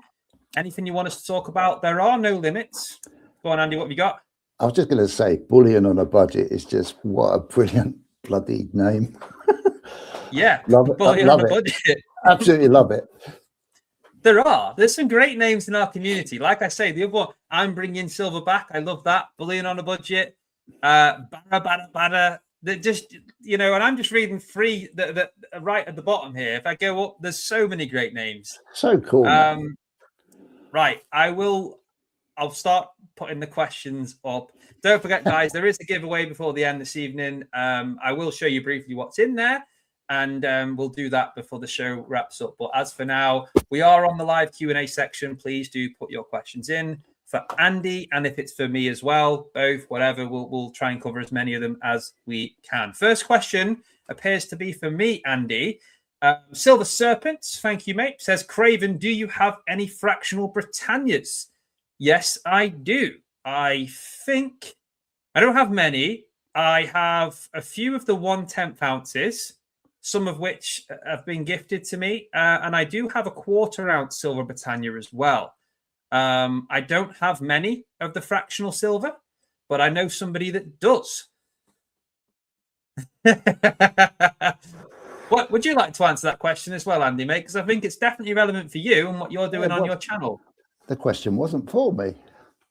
Well, it is now because I put it onto you. There you go. What have you got in that box for those people that may not know? I have 4 1/4 ounce Britannias and 10 1/10 Britannias. There we go. In there. If at any point, Andy, you want me to bring up your other screen to showcase anything, just say bring up your screen and I will. No, I've cancelled it, dude. Okay. It's come off, so. No worries. That's off there. Right. Okay. Well, yeah, plenty to see in that tube. And if you are interested in fractional, go on. What have you got? Go on. And I was going to say to you, we had a chat the other day about some of the was it the quarter ounce Britannia when it first came out, which was a little nugget that maybe some people know about. Was it not the other day? The year, yes. Hang on. Why have I got 2011 in my head? Because we was talking about 2011. Yes, I didn't realise the mintage figures of some of the Britannias, including fractional, which Andy very kindly made me aware of. Some are very desirable. Some really low mintages on certain years, especially for the Britannias. But yes, Andy, there is an abundance of questions coming through for you, my friend. Are you ready for the answer? Yeah, sorry. I was just going to say, yeah, it was 2011. You know, it was the first quarter ounce Britannia was brought out in 2011. Then it didn't exist until 2024, I believe, or 2025. Yeah. So that was a really cool nugget. From. That was a really cool nugget to get hold of. Yeah, 2011, the first ever quarter ounce silver Britannia, guys, and they didn't make another one until 2024. I only know that because of Andy. In bullion, obviously you get the proofs every year, but in bullion, yes, yeah, well said. Right, this is time for it. Let's see how many of these we can get through. Let's go. Kalilo, question for Andy: if you could go back to your 20-year-old self, what advice would you give about money/wealth? Great question, Kalilo. Okay, in today's world, so I'd be 20 in today's world, or 20 back when I was 20. Go back to your 20-year-old self. Mate, when I was 20, I was loving life. Absolutely loving life. It's really interesting. I have this conversation with the children quite a bit, and when we talk about money and how it's changed over the years from when I was their age to now, and there's a vast difference between when I was 20. Dude, we didn't have half the problems. You know, I'd 22, I had a mortgage, I had a house, 100% mortgage. Money was good. Money was been thrown around in the 80s. We didn't have all the stress that you guys get today at all. There's no comparison. But if I was to answer that as a 20-year-old today, I would look at my youngest boy's life. He's 24 now, but he started investing just before his 20th birthday. And it's to work hard,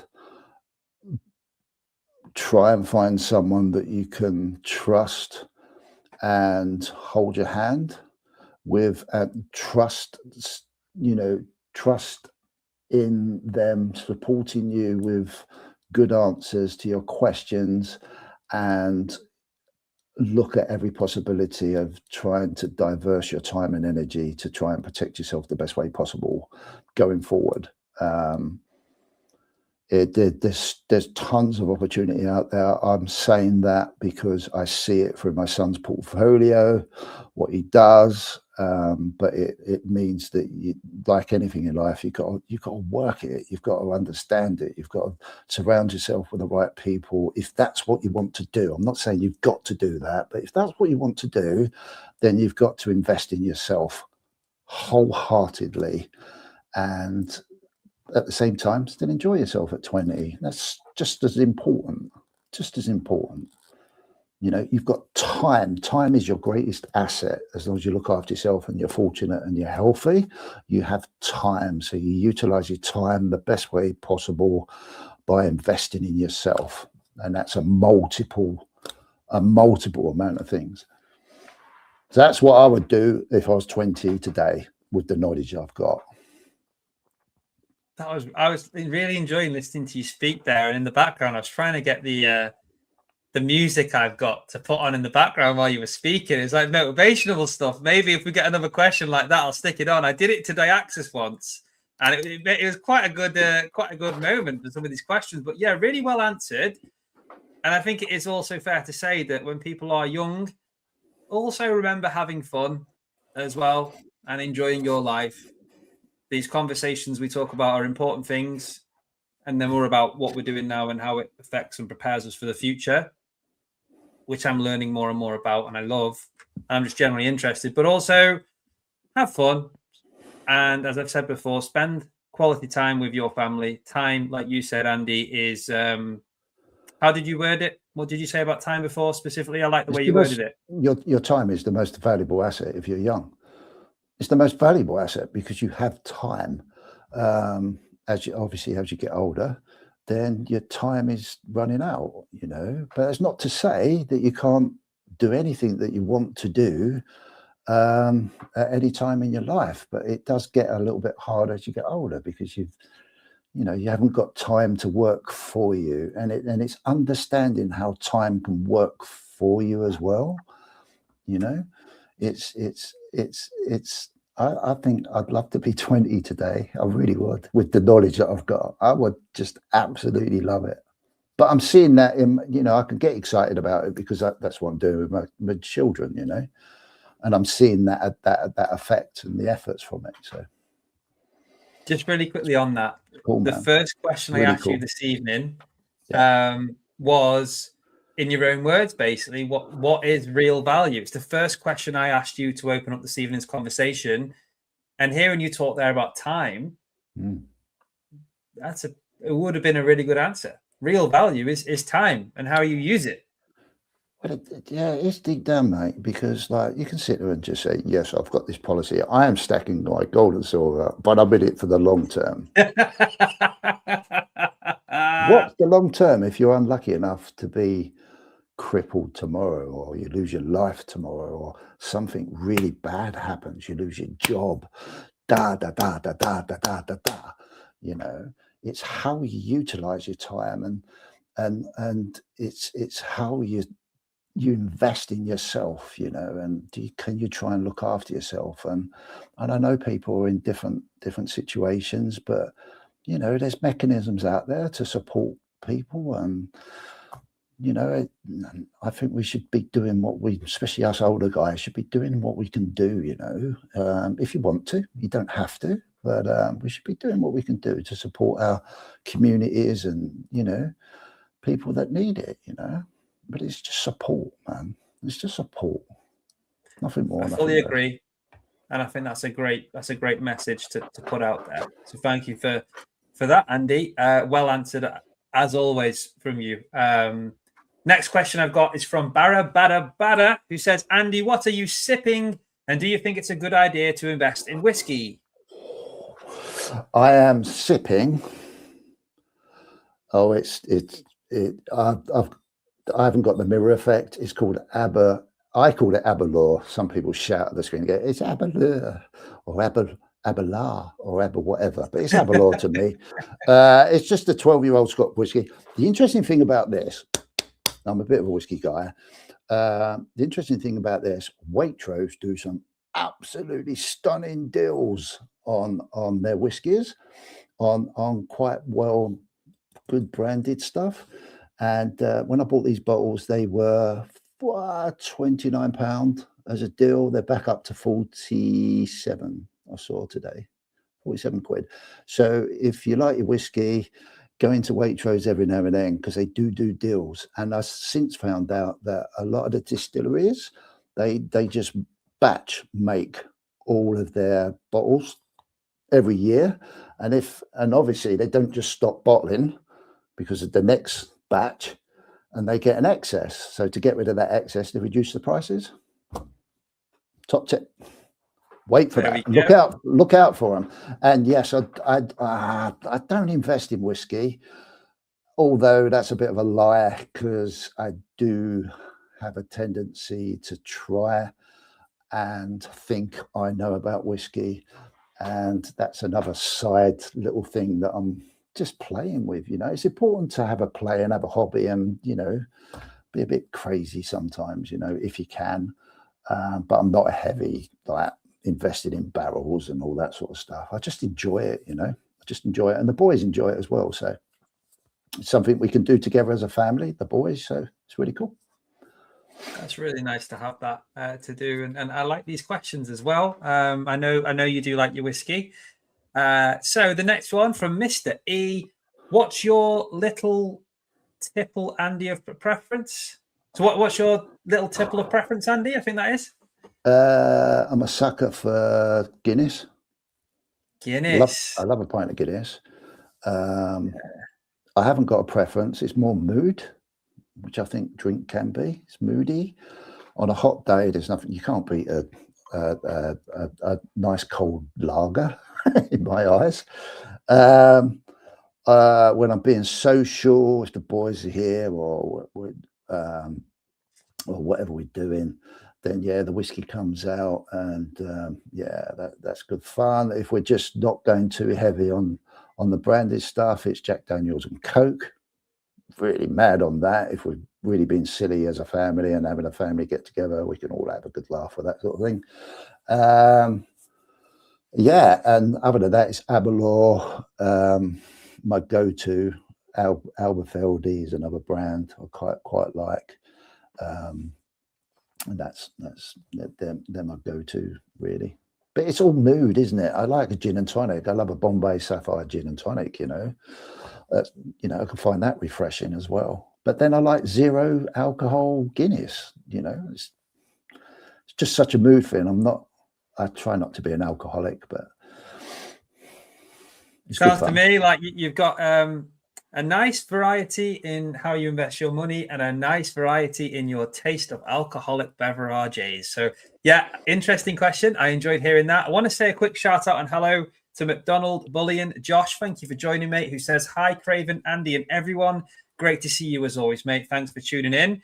Next question, Andy, from Silver Serpents, who says, is Andy doing the 10 ounce of fractional silver? Can you tell us a bit more about that? Since we last spoke on this show, you're a bit further along in your mini-series. I don't want to reveal too much, but what can you say for those that may not have seen it yet? Yeah, man, we're in week 11 of my challenge. Been going for 11 weeks. This is the 11th week, started today. And it's taken along nicely. We've got, oh, crikey. As I said, in this pot, we've done the first ounce in quarter ounces. We've done the second ounce dedicated to the Silver Kitten, because she inspired me to do it, in 1/10. I was buying 2 at a time, 1/10 ounce Britannias, and then we've just moved into pre-decimal last week, and I'm very, very lucky because of the relationship I've built. Again, time and energy, putting work in. Got a great relationship with someone that I deal with all of my silver and gold. And they're selling me at a spot at the moment. So last week's purchase was at spot. And what do I say about this week's purchase? You have to wait and find out. But it was at spot. There you go, guys. It was a bloody amazing deal. But the side thing of all of this is that because we're on a £30 budget, we've restricted it to a £30 budget. I'm building up a pot of money, because anything under the £30 that I'm not spending, I'm rolling it over and just saving it up on the side, which was a complete, I didn't know that was going to happen. And that last week, that was up to £34.30. So that was a surprise. Don't know what I'm going to do with that yet, but it's all been inspired to encourage people that even on a small budget, you can still dip your toe into stacking and start going on a journey where you can educate yourself on not only the discipline of learning about silver and gold, but on the discipline of money and saving and getting used to that. And then already I'm 10 weeks in and getting more efficient at how I'm doing it. I'm trying to show that at the same time. So yes, we're still doing the 10 ounces. Please, if you want to follow it along, I do little shorts every day, me being stupid, and do a longer format video once a week. And yeah, it's going well. It's really surprising me, man. And it's such a discipline for me as well. So it's really cool. Yeah, I echo what you said. I've been following the mini-series, which I say mini-series, but it's got a good bit of longevity to it. It's a journey to follow, guys, and I don't know what you're going to do next with this extra budget you've built up. So it is exciting. And for those people who haven't watched that series, I really recommend checking it out. All of Andy's links, his YouTube, TikTok are in the description. just go and check it out. I guarantee you'll enjoy it. So there you go. So where are we with the questions? Question from Nerd UK, who says, question for Andy. This is a timely question based on what you just said. So question for Andy, what are your thoughts now on 925 and 500 silver?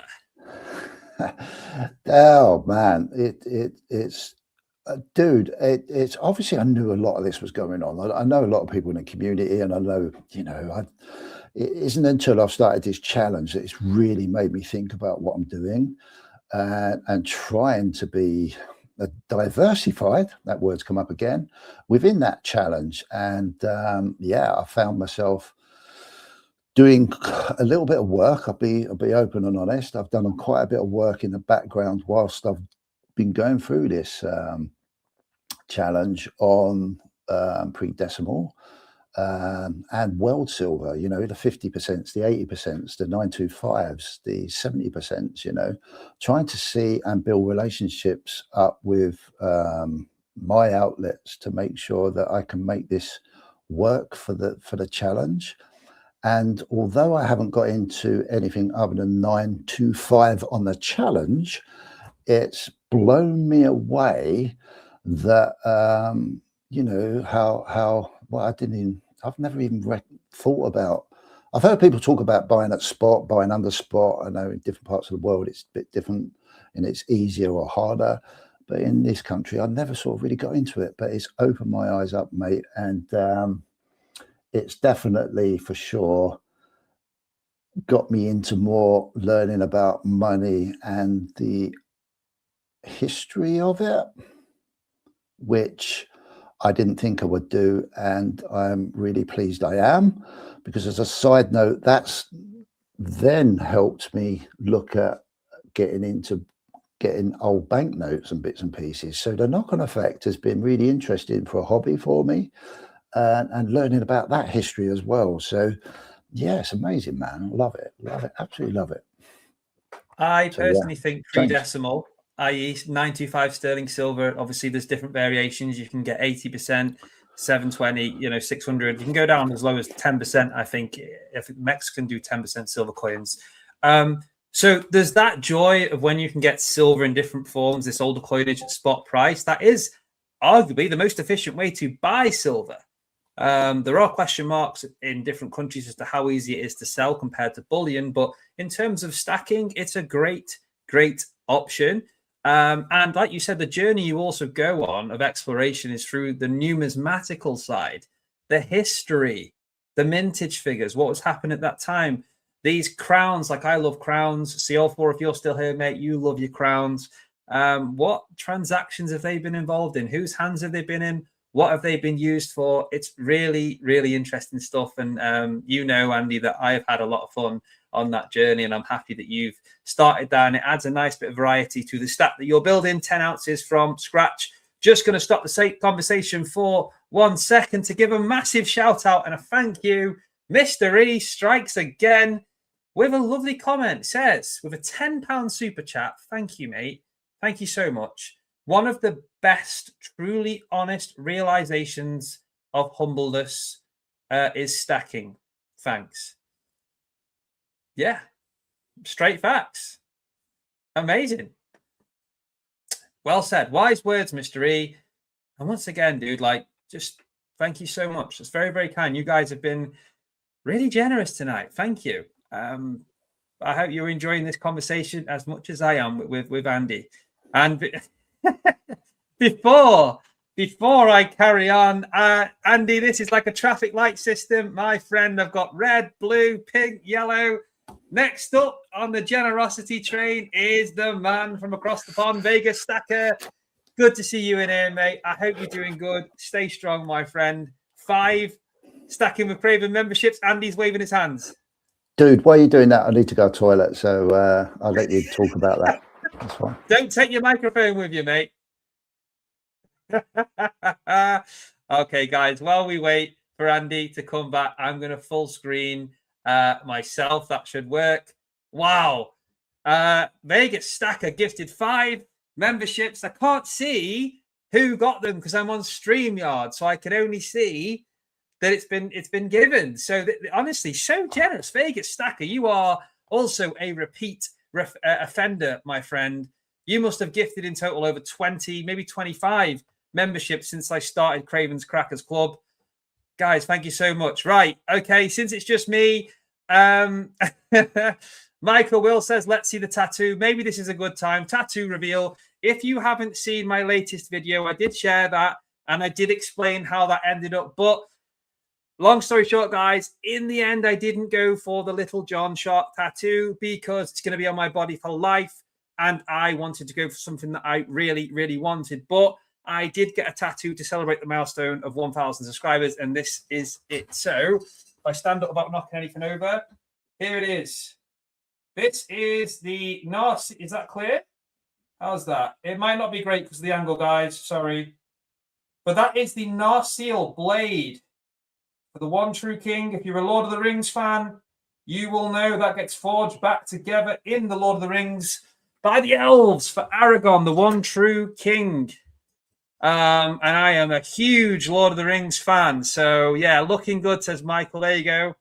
I've been having to keep it moisturized. It's been healing.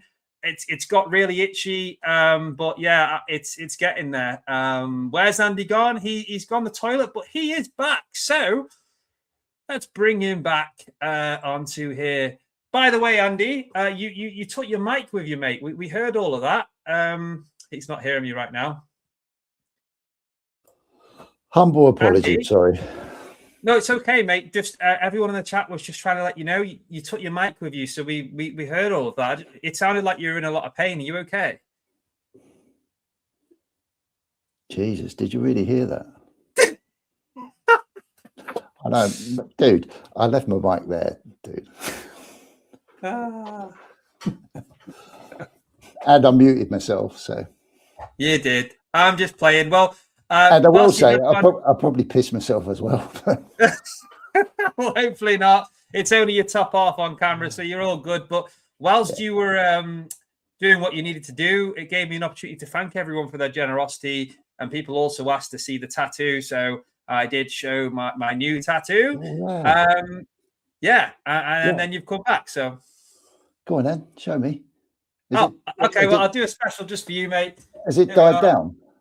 Oh, right, cool. Is that clear on here? Yeah, it's clear. Yeah, it's cool, man. Narsil blade. Wow.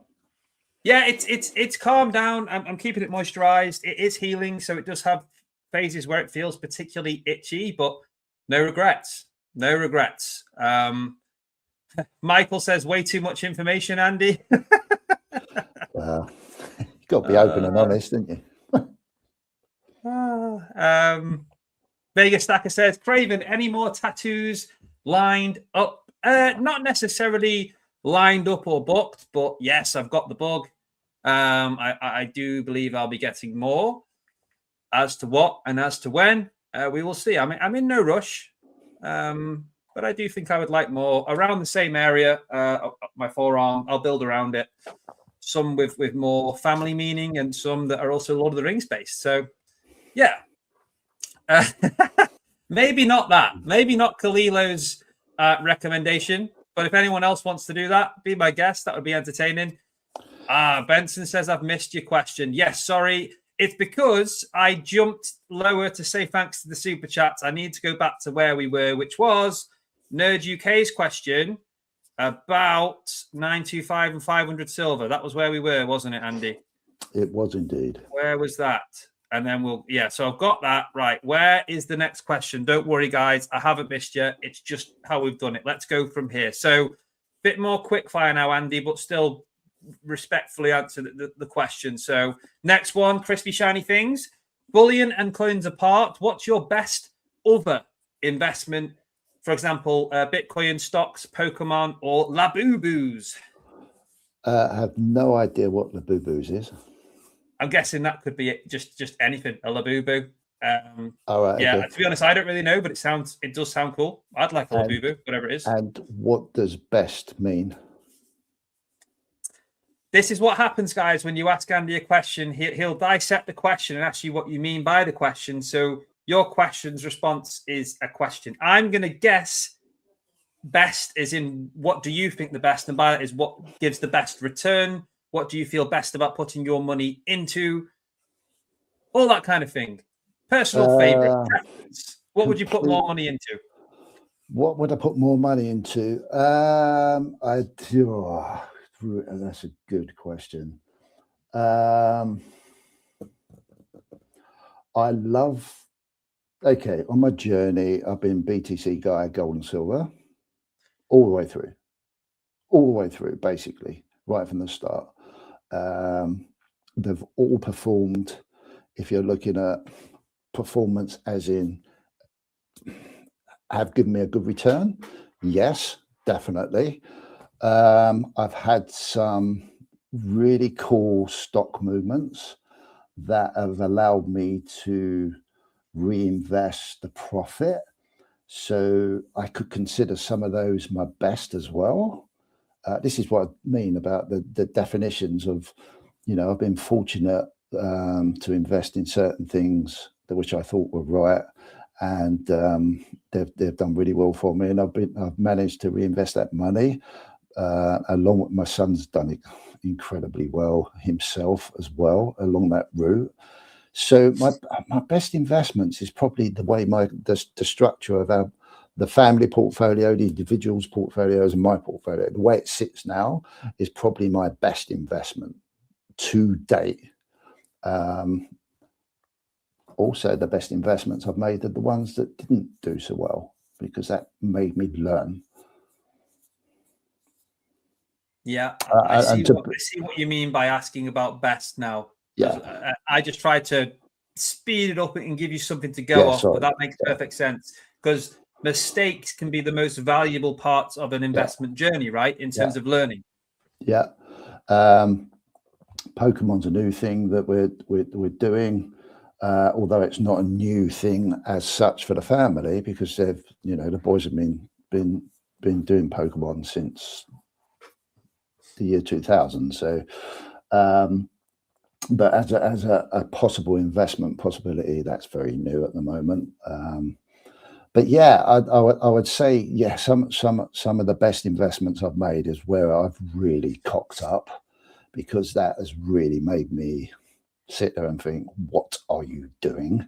Learn from this and make sure that you limit that risk again by really being thorough with what you're doing. So yeah, it's a bit broady, but the way the family, like as I said, all the portfolios that we're working on, the way it's sitting at the moment, we're very, very happy with going forward. What that means, I don't know. We'll all find out, won't we?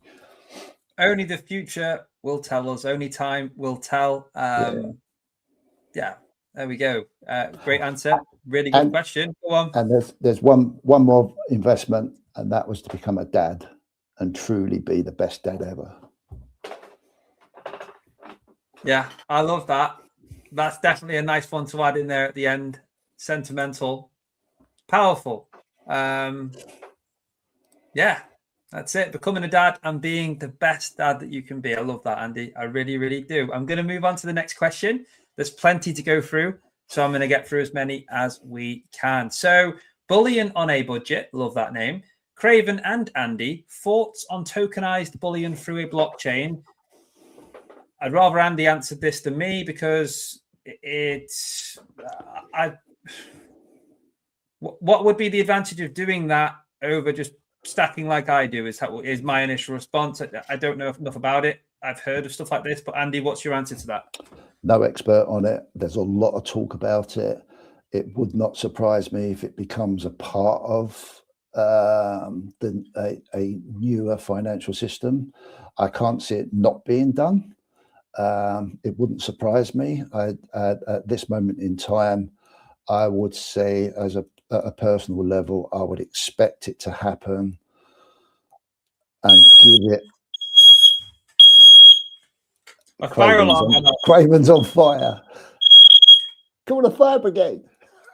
Oh my God. My fire, my fire alarm went off. Oh, is it a CO alarm? You're not going to die, are you, from carbon No, monoxide poisoning. it's playing up. So I took it out before I went live. And I thought this was enough to take it out. I just literally ripped it out. Clearly, it must have been me from vaping. It just scared the living life out. Was that really loud? It was indeed. Well, there you go. My fire alarm went off, but never mind. We won't let it distract us. That was funny.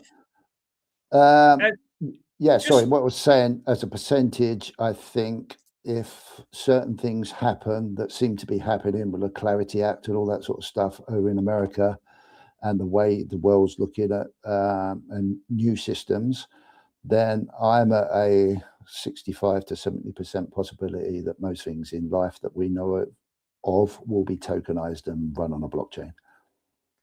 Can I just ask on that, does it mean that you'll be investing in the digital crypto, such type of asset online, but then that can be converted into physical? Is that what this is, or am I thinking of a different thing? Because I've heard people talk about that. I don't know. I don't know enough about it. All I do is follow the construction of the blockchain technology going on. I haven't done a deep dive. All that it could possibly mean, maybe, and I really don't know, is that blockchain could be used as the ledger system to say, okay, Craven, I'm going to send you 10 ounces of gold, and we're going to use the blockchain as a tokenization method to say you now own it, and the block, because it's registered on I don't have to send it to you, but the blockchain says that you own it, not me, and then I can maybe give it to you or not give it to you, or make arrangements to get it to you or not. You can see the hypothecation of what banks do. It's going to happen, dude. It will happen, whether we like it or not. It will happen. It's a modern way of the banks doing what they do today. And it's inevitable, really. But I'm 65 to 70% sure that most things will be tokenized. The blockchain will be used as a ledger system to say that, you know, who owns what. It's inevitable, dude. Can't avoid it. Interesting stuff. Yeah, man. But as I said, I don't really know the ins and outs of it. So, just like when we speak about the government, guys, the banks, there's that element of trust and a lot of things in there. Power under their control. Anything digital is the first thing I think of, but I don't fully understand that. But Bullion on the Budget, great question. Thank you for bringing it to the conversation. Now, Andy, I'm going to ask you kindly for quick fire, because I need to catch up on this chat, and I need you to be, these are going to be fun, quick fire questions. So it's interesting, because what I always appreciate and value with you is the detail and the answers you give. But to make it fun and to challenge you a little bit, I want you to answer these questions in no longer than 20 seconds. Is that good per one? No, yes, maybe, could do, not sure. Thinking about it. Yeah, that sounds like a good idea. No, yes. How many is there? I'll tell you. Right, I've just done 10. I've just done 10 for you. Oh, no. So like 20 seconds per question. I know, mate. I'm playing. Okay. Well, let's see. Quick fire round officially starting now. So, Bada. Andy, do you play a musical instrument? No. There's the answer. I need to find the next question. What have we got? Guys, where's the next question? Have the questions stopped? I need to catch up. Oh, Andy, I really need you to push on with your answers. Okay, no, I've got it. No, there is. I promise there is. Here we go, mate. Right. Benson says, question for both. This is the question I missed before, Benson. I had to get back to it. So, question for both. What do you order from a curry house? And if you could be a sea creature, what would it be and why? Brilliant for the quick fire round. 20 seconds, go, Andy. Chicken madras and a dolphin. Okay. I'll go for a Rogan Josh, and I'll go for a great white shark. How about that? And he said why? And I love chicken madras. I think it's really cool. Well, it isn't cool, it's quite hot. And I think a dolphin is I don't know. Just look at a dolphin. If you've swum with dolphins or been around dolphins, there's just something about them. They seem really cool. There you go.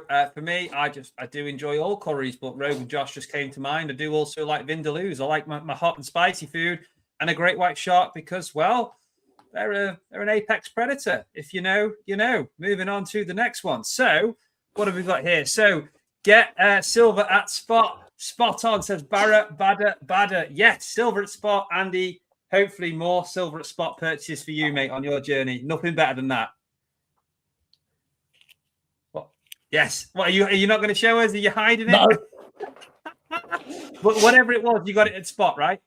Oh man, I've got it at a crazy good price. Yeah.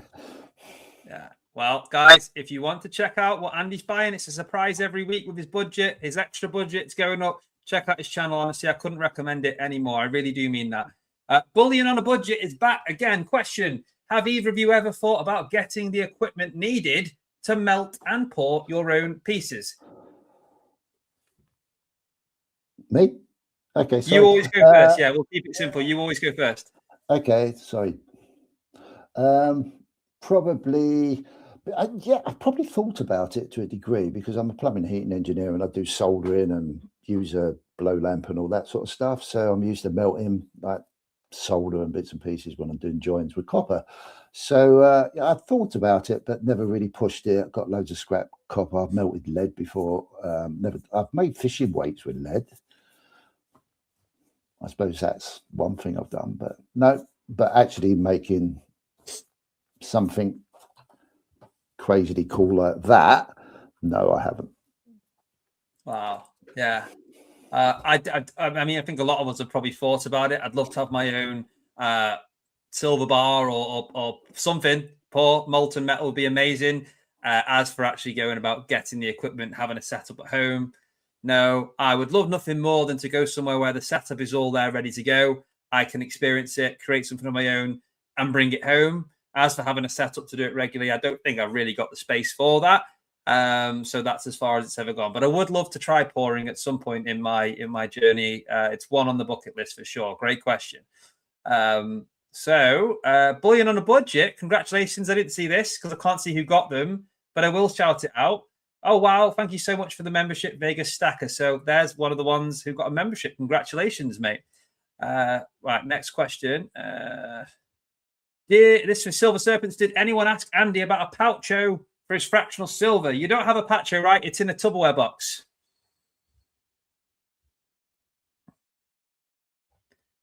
Are you on mute? Sorry. Yeah, it's in a curry takeaway box. Oh, well, why not, right? There was probably some special fried rice in there or something once upon a time. Who needs fancy tubs when you can buy a chicken madras and you can use the Tupperware box? Brilliant. There we go. Thanks to the comments, by the way, before on the live chat about my tattoo. Beauty, good choice, nerd. Thank you. I really appreciate that. I did the right thing for me. And I also appreciate the support. It means a lot. Yes, I've been moisturizing it. All right. I definitely have.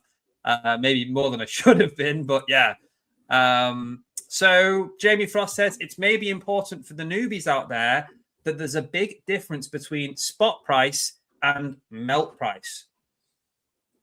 There we go. Jamie is delivering some very true words.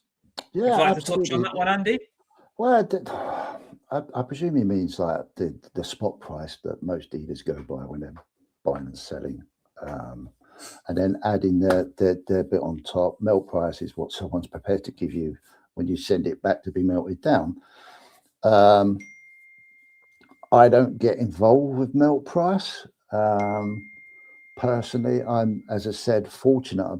You know, I'm not saying this doesn't happen, but fortunate for me, the relationship I've got with the people that I'm buying this from, they will buy it back at the current spot. So that's what I'm interested in. You know, it's you know, but obviously, if you take it elsewhere, people will just give you melt price or less than melt price, depending on whatever they're trying to do. I don't know, but it's an important thing to know for sure. Newbies, anybody that's doing investing. Yeah, that's it. And I guess it becomes more relevant when you are looking to sell, and especially relevant if you are, when we talk about melt price and you're selling, more relevant when you're talking about junk silver pre-decimal than bullion, where the melt price is never going to be a part of that conversation. That is silver with its spot price value plus the premium that's going to be involved with bullion. So it's definitely more relevant to pre-decimal silver, 925, 90% you've got in the US, otherwise known as constitutional. But it is a really good point, Jamie. So thank you for bringing that to the table. Yeah, it's massive. I just want to add to, this is where it's so important that when I say about, educating yourself and not just going in, oh, that's a really good thing to do. It's understanding the whole process and, having that out, although it's never a definite, but you can reassure yourself, okay, I've built that relationship up. I've learned about that. This is where I can go. I can't go there. If I do go there, it's going to cost me this much. If I go there, I've got that relationship. I can trust it'll be the same, and this is the effort. This is the work that you put in. You just don't take anything for granted. No. Well said. I got sidetracked at the end of that response, Andy, because we now know what a labubu is. Thank you to Robot Toaster. Apparently, a labubu is an ugly doll that sell like Beanie Babies. Okay. Have you invested in any labubus now? I'll ask you again. I've invested in some ugly dolls in my time, but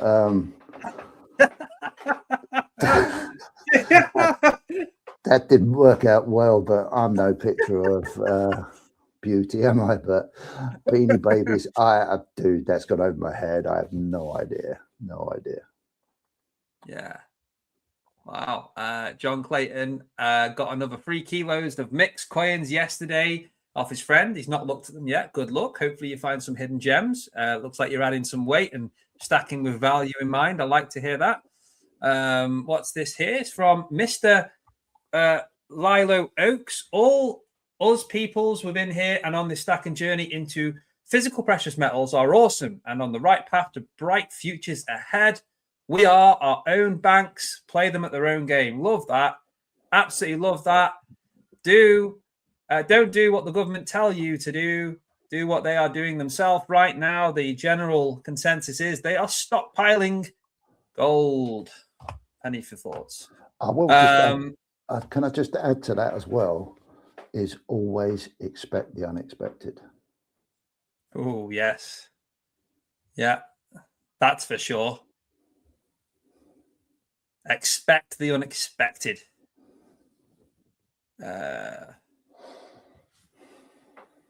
Loads of comments coming through.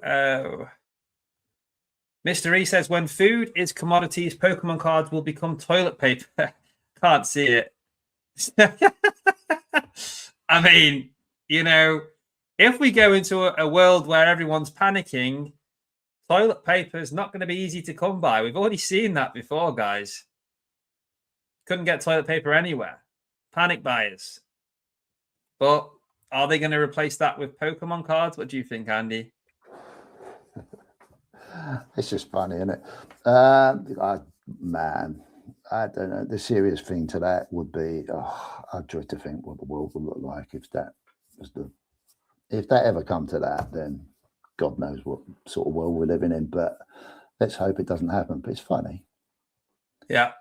I knew this would come up.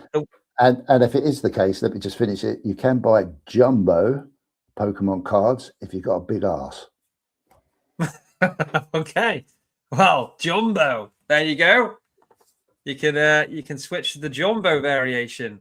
Now, Diaxis, the world's #1 producer, has said, little does he know the rest of the caravan is burning down the other side of the door.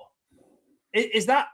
Oh, that'll be about the fire alarm going off that I've tried to disconnect. Now, it's funny you say that, Diaxis, because, well, Andy is now part of a very exclusive club. He has seen what is actually behind the door. Andy, what was your reaction when you finally saw what was there after everything you've heard? There was there was disappointment, really.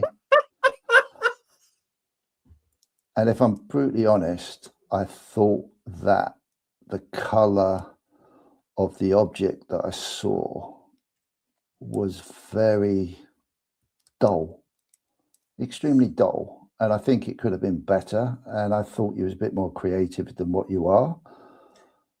That's fair. But yeah, it's just total disappointment, mate, if I'm brutally honest. Yeah.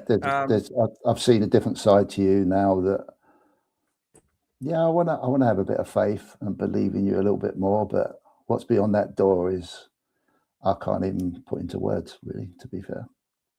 No, people have spoke about it. Sorry, people mate. Said, people said just being what they honest. believe behind the door.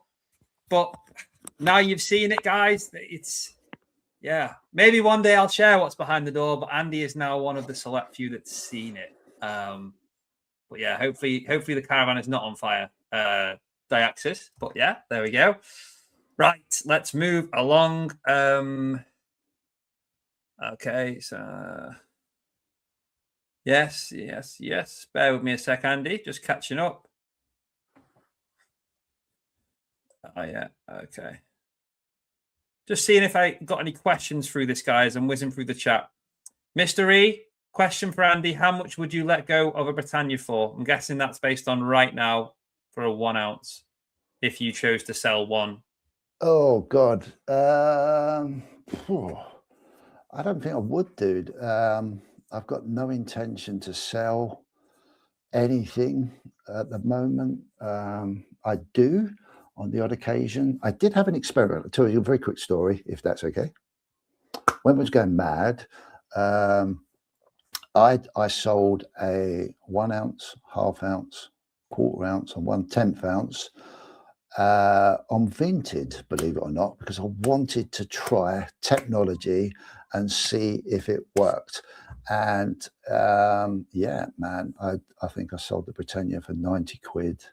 I can't remember exactly what the others were, but yeah, I was gobsmacked, amazed, and they all went just like that. So for me personally, that was a great exercise. That there's another out if I need it. Can't guarantee that the demand will be there the next time I try it, but I've experienced the process of it working. So it's really cool. Really cool. Wow. Yeah, I'd never considered Vinted. It is another avenue. Man, it's mad. It's mad, dude. It's mad on there. Yeah, at the end of the day, we want as much as we can when we do come to sell, and potentially on Vinted, you could get more. I don't know how it works. I don't know if there are fees, but that is interesting. Now, I want to bring in jumping into Silver's comment because I didn't mean to if I did jump in, but question is, was Andy a yuppie? Far from it. I was probably the complete opposite, dude. Never a yuppie. Never a yuppie, man. Jesus Christ, man. No. Unfortunately, okay. No. I didn't even pretend to be a yuppie.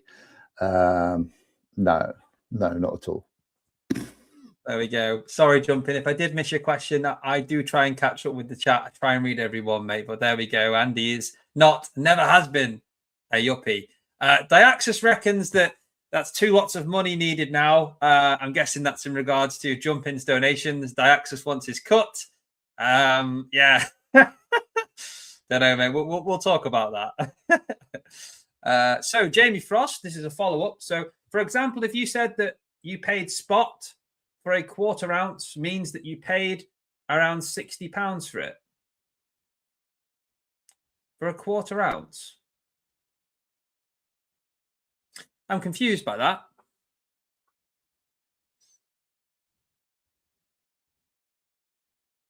Because, I mean,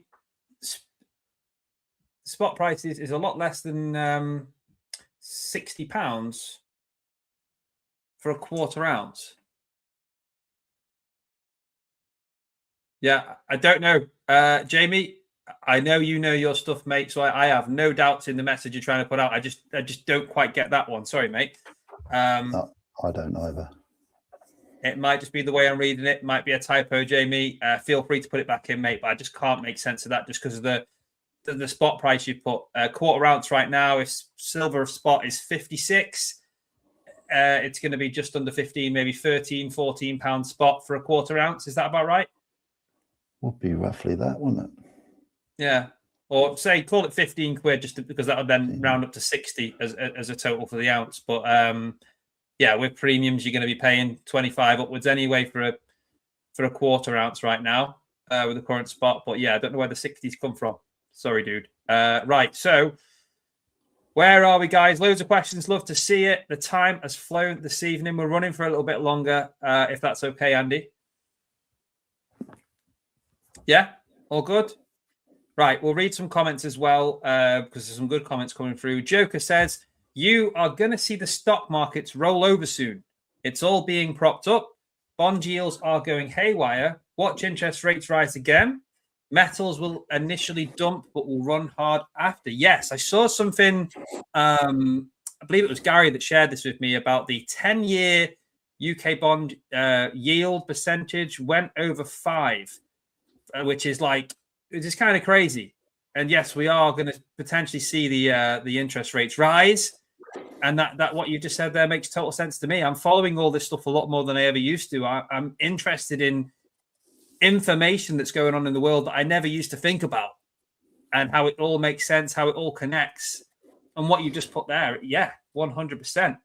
Whether or not metals will initially dump, maybe, I don't know. I've seen people say metals are going to crash horrifically. Like, people are concerned about it on YouTube. I don't believe that.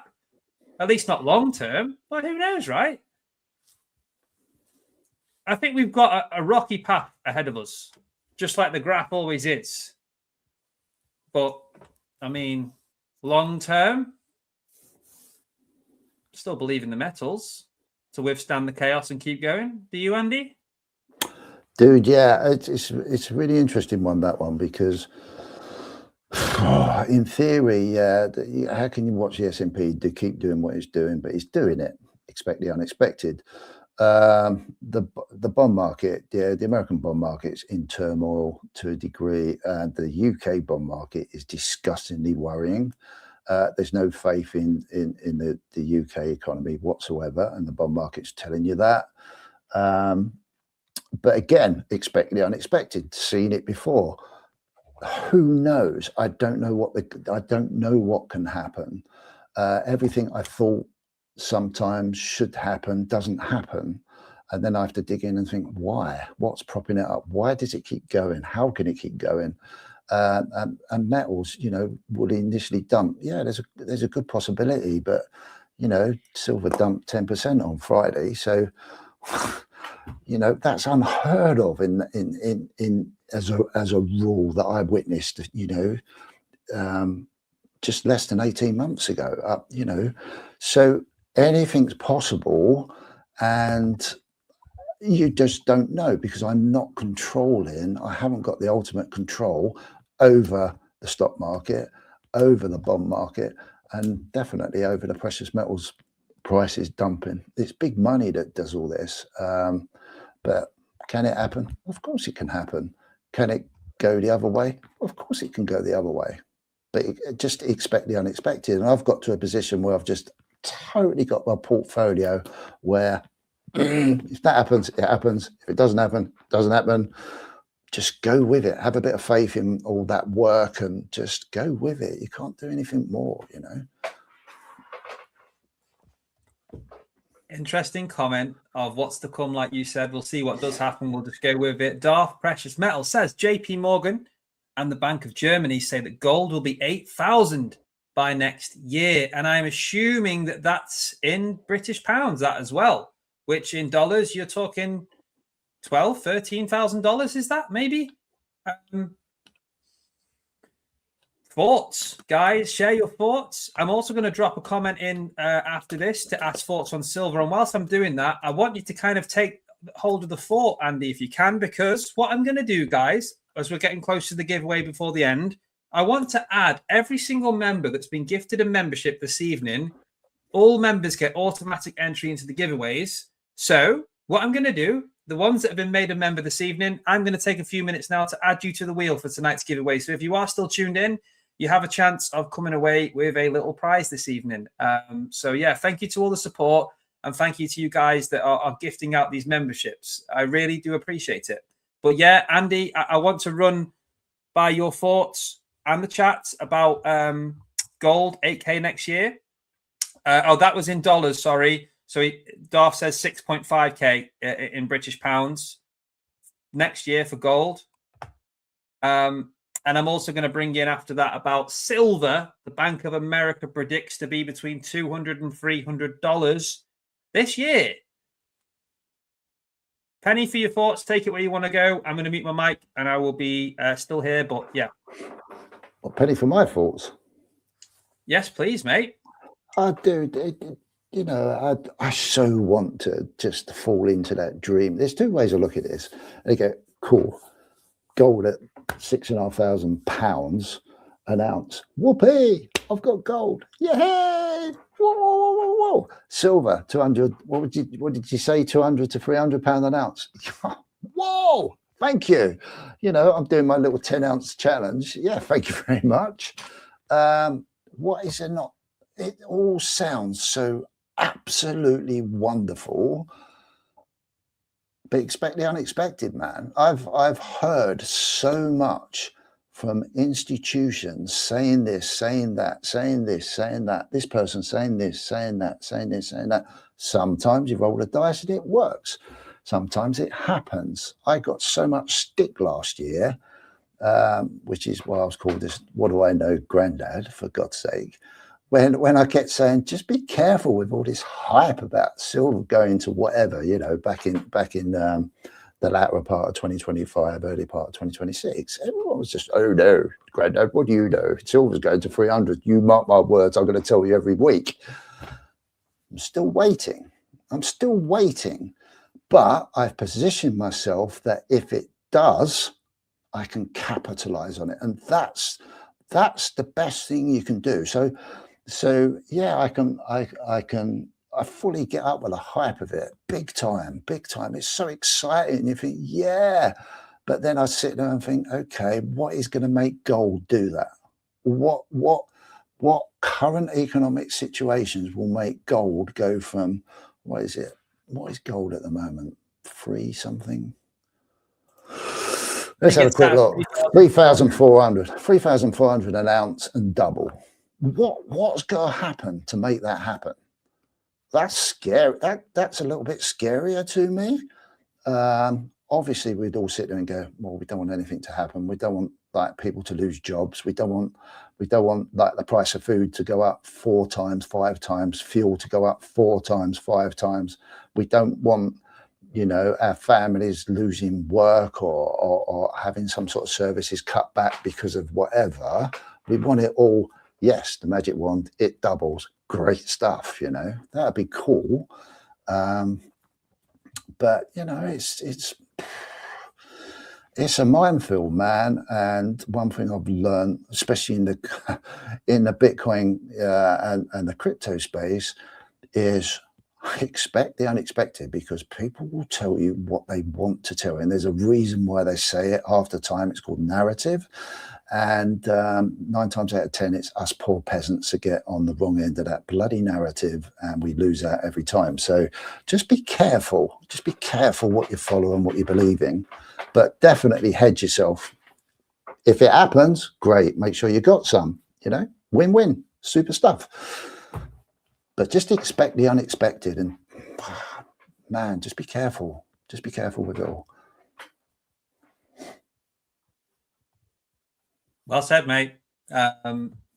Yeah, it's only the future and what happens will truly tell what goes on. I love hearing predictions. I love hearing from credible. Well, we say credible. After all, there are banks involved, so okay. But you know, credible resources saying this will happen, that will happen. Is that what they want to happen? Do they want us to believe that to fit their own narrative? Michael Will says, if the banks knew what the gold price would be next year, they'd sell everything they hold and only buy and hold gold. They're not drinking their own juice. Yeah. wow, what are they buying? China, they're buying a lot of gold. And some sources suggest they're paying over the odds for it because they want it that much. What does that tell you? Darth says it's a narrative. Well said, C.P.M. I agree. Well, it is just a narrative, but we've all got a narrative and we've all got our dreams, and the dream is important because the dream makes us stick and have a bit of faith in what we're doing. So that, you know, it's good to dream and it's good to have a bit of excitement, but it's equally good to just be careful.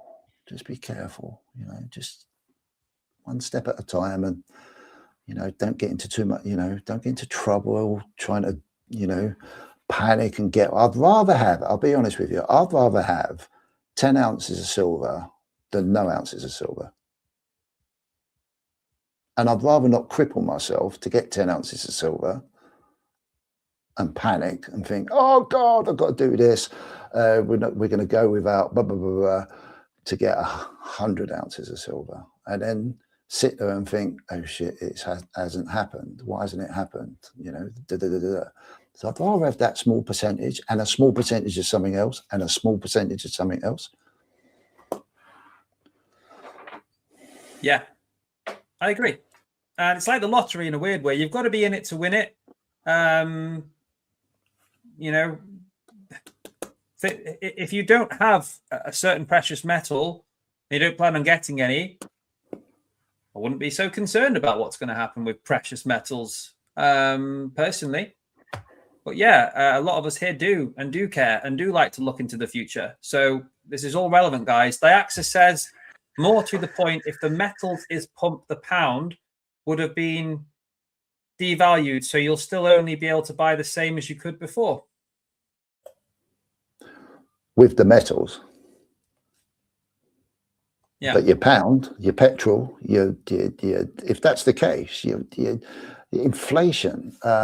I'm personally more worried about the possibility of a massive inflation spike than anything else. Really am. Is this the worst case of inflation, hyperinflation, the world and the economy has ever seen, Andy, in your lifetime? Probably not, because there's many places around the world that I've actually seen absolutely awful stuff. But, you know, back in the 70s, there was like 12, 13, 14, 15, 16% interest rates on stuff. But it was a different world then. It was a different world. Yes, it was tough, but if I look at my oldest boy, if the interest rates went to 16, 17%, oh, thank you, no more home. Couldn't afford it. But what has happened elsewhere? What is happening to our day-to-day? Have we even got a job? Because most businesses would probably go under. You know, it's a different environment now. The context is so different. But, you know, when you look at what's going on, okay, there's a lot of talk about, oh, they're going to do a mega print. Yeah, maybe they might have to. But the consequences of doing a print bigger than what they did in COVID,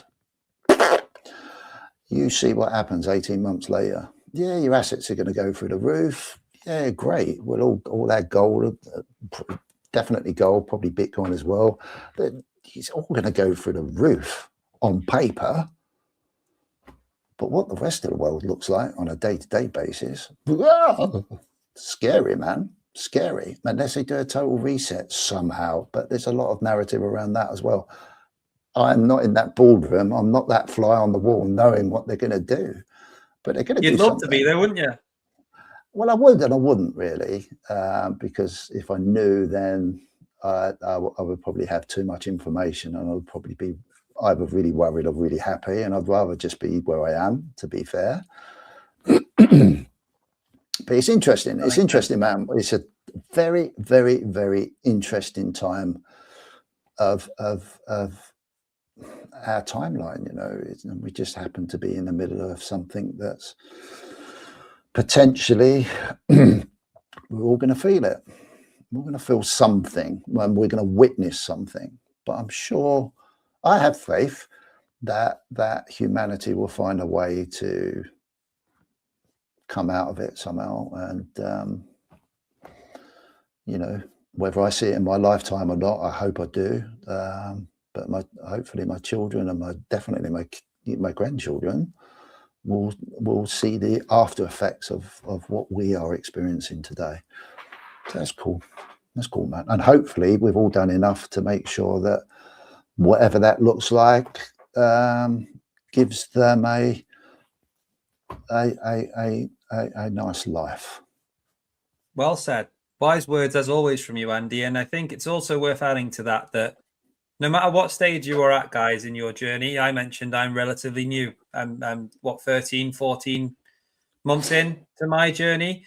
But just by being part of this, choosing to stack however much weight you've got, whatever you do have in your own personal portfolio, if you have anything, massive well done and a big pat on the back to you. And I mean that sincerely and honestly, because the truth is, everything Andy's saying about preparing the best we can, covering ourselves, protecting us for the future is so relevant. And the fact that you've thought about it and done that actually puts you ahead of such a large percentage of people. We are a minority. We are a minute percentage of people looking to do better.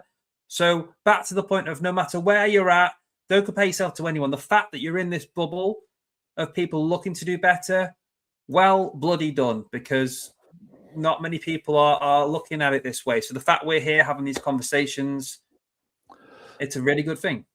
And it's another great thing to add to that is that if you do, you know, for argument's sake, all our best wishes, all our best dreams, we go through whatever's going to happen and we come out the other side and we've made the right hedges and now we're at talking about value and money and whatever, we're at a good standing.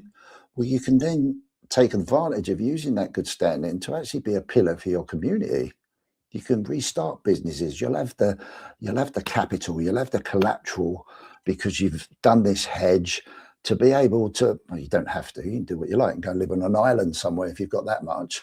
But it also gives you that opportunity to make a difference, to give you a bit of standing in community and be that, yeah, this is what I've done. This is how I can now use that hedge to my advantage to help the community to rebuild something for my family, you know, and the community around me. So there's all sorts of ways of looking at it, but fair play for doing it in the first place.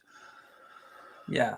And I think that's a nice positive note to kind of wrap up that conversation, Andy. There's always so many branches on the tree when we have a conversation that I want to explore. And that's why there's hopefully going to be many more conversations with you on a Sunday, potentially on a Wednesday.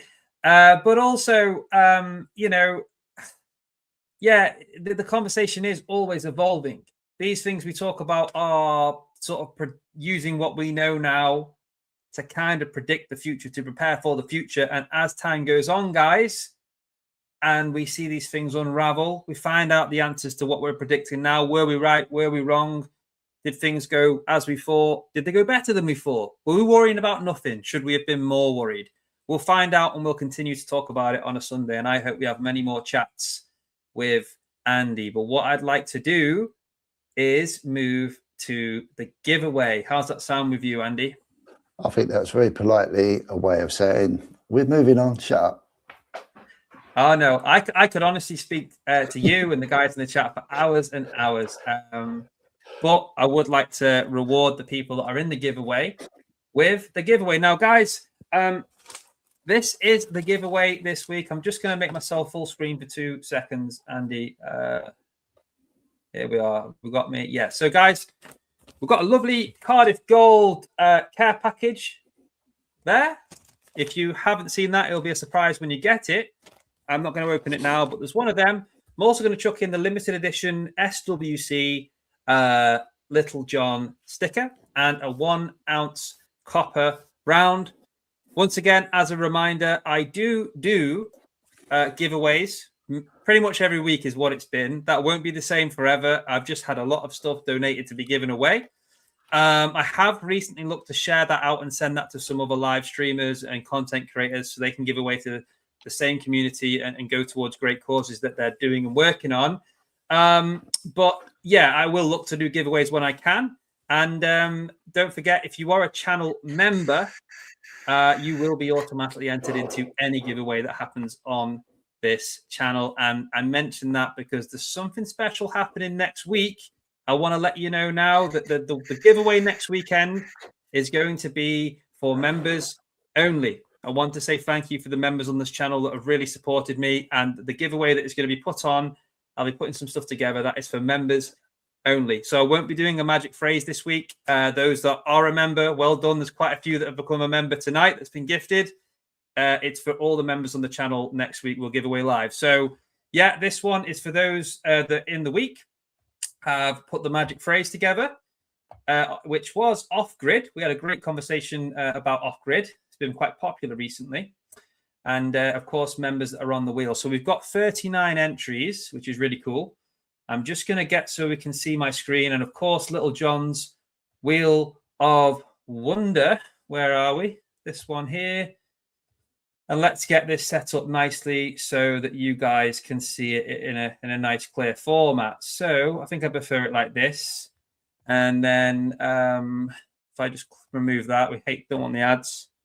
And just slightly adjust this. I'd say that looks pretty clear. Yeah, there we go.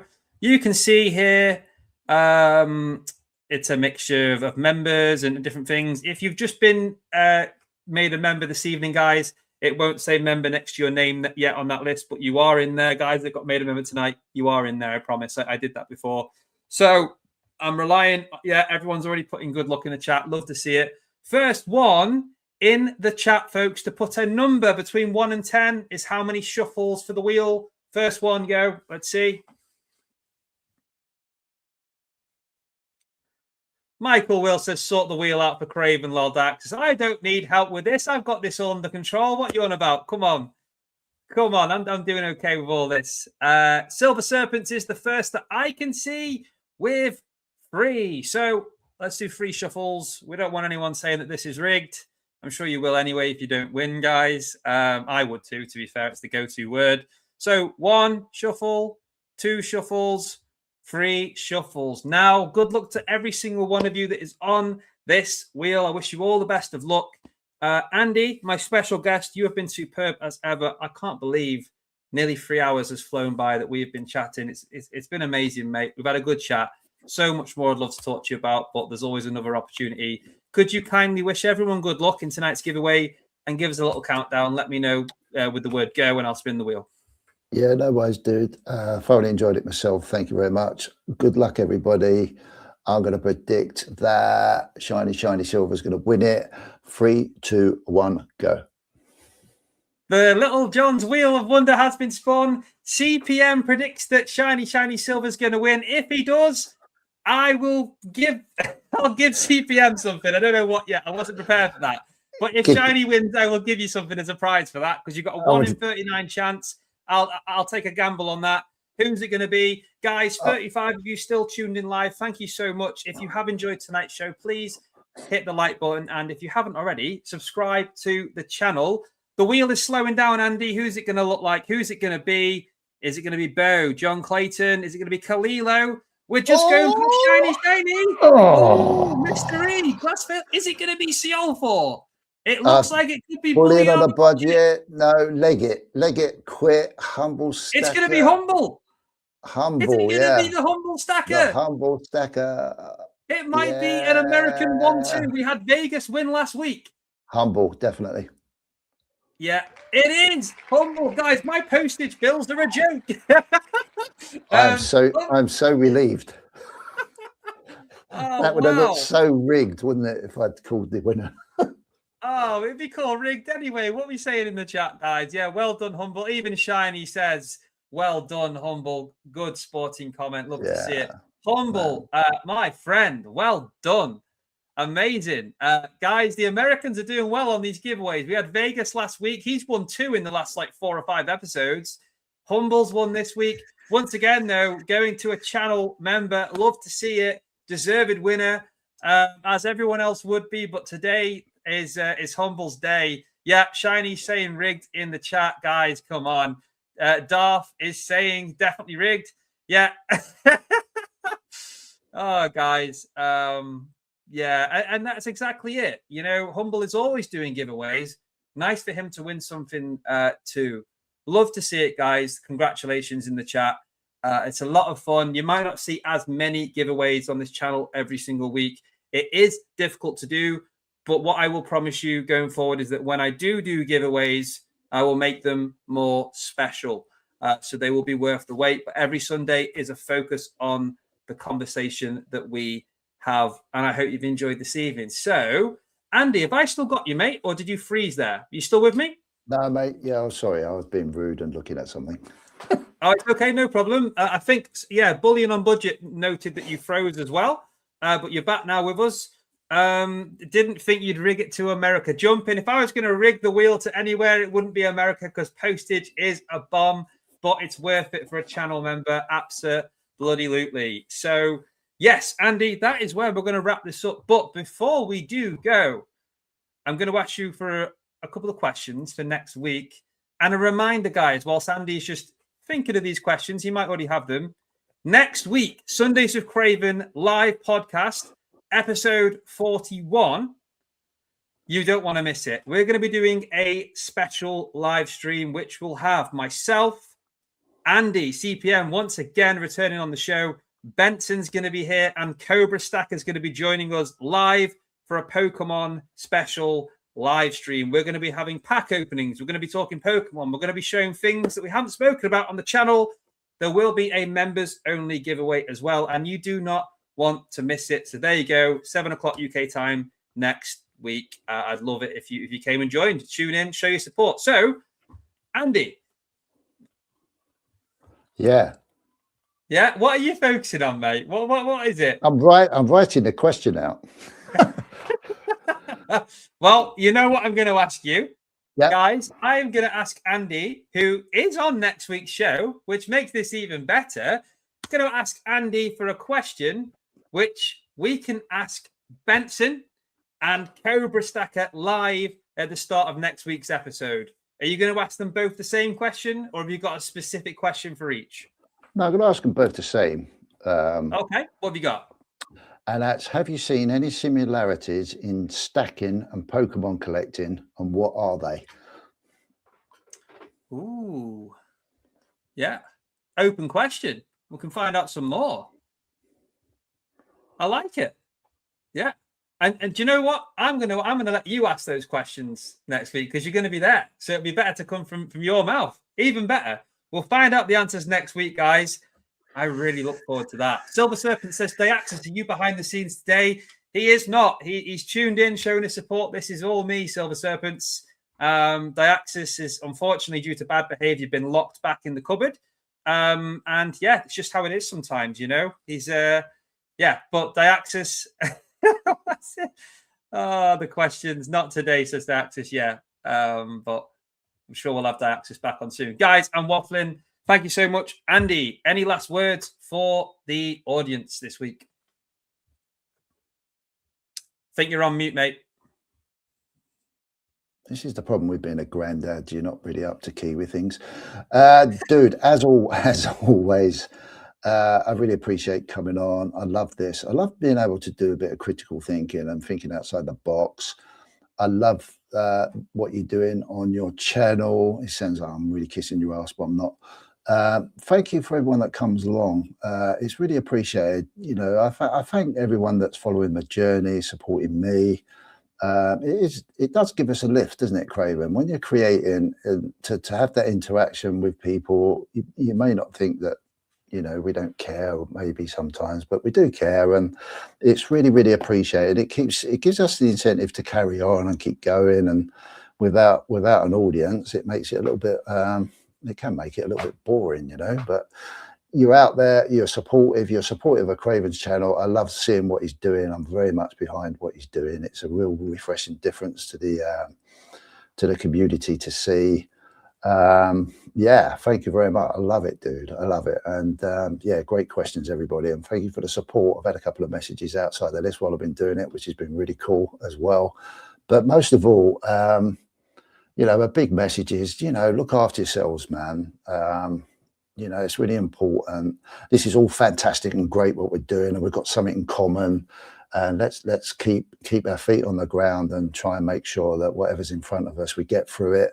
And we're all there to, you know, to say, whoa, you know, on the other side, man, and just keep supporting, keep doing what you're doing. And yeah, love you lots. That's a really great message to end on. Andy, thank you for being you. Keep doing what you're doing on your channel, guys. Don't forget, I'm sure you have either subscribed or come across Andy's channel, Creative Precious Metals, C.P.M.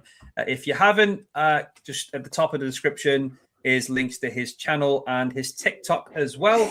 So you can check out those pages, show some support, and definitely check out the series he's doing, 10 ounces from scratch, with fractional being the starting point and a weekly budget of £30. Really interesting stuff. So, guys, this is officially the end of episode 40. It has been a pleasure. Quick reminder again, if you've enjoyed it as much as we have, please do hit the like button. And if you haven't already, subscribe to the channel. We are not going everywhere. We are here every single Sunday, 7 p.m. UK time, and I plan to be doing that for a very long time. The conversation will continue to evolve. The stack will continue to grow, and I want to share that with all of you. So thank you for choosing to spend your time on a Sunday evening here with us. I hope you take some good momentum into next week.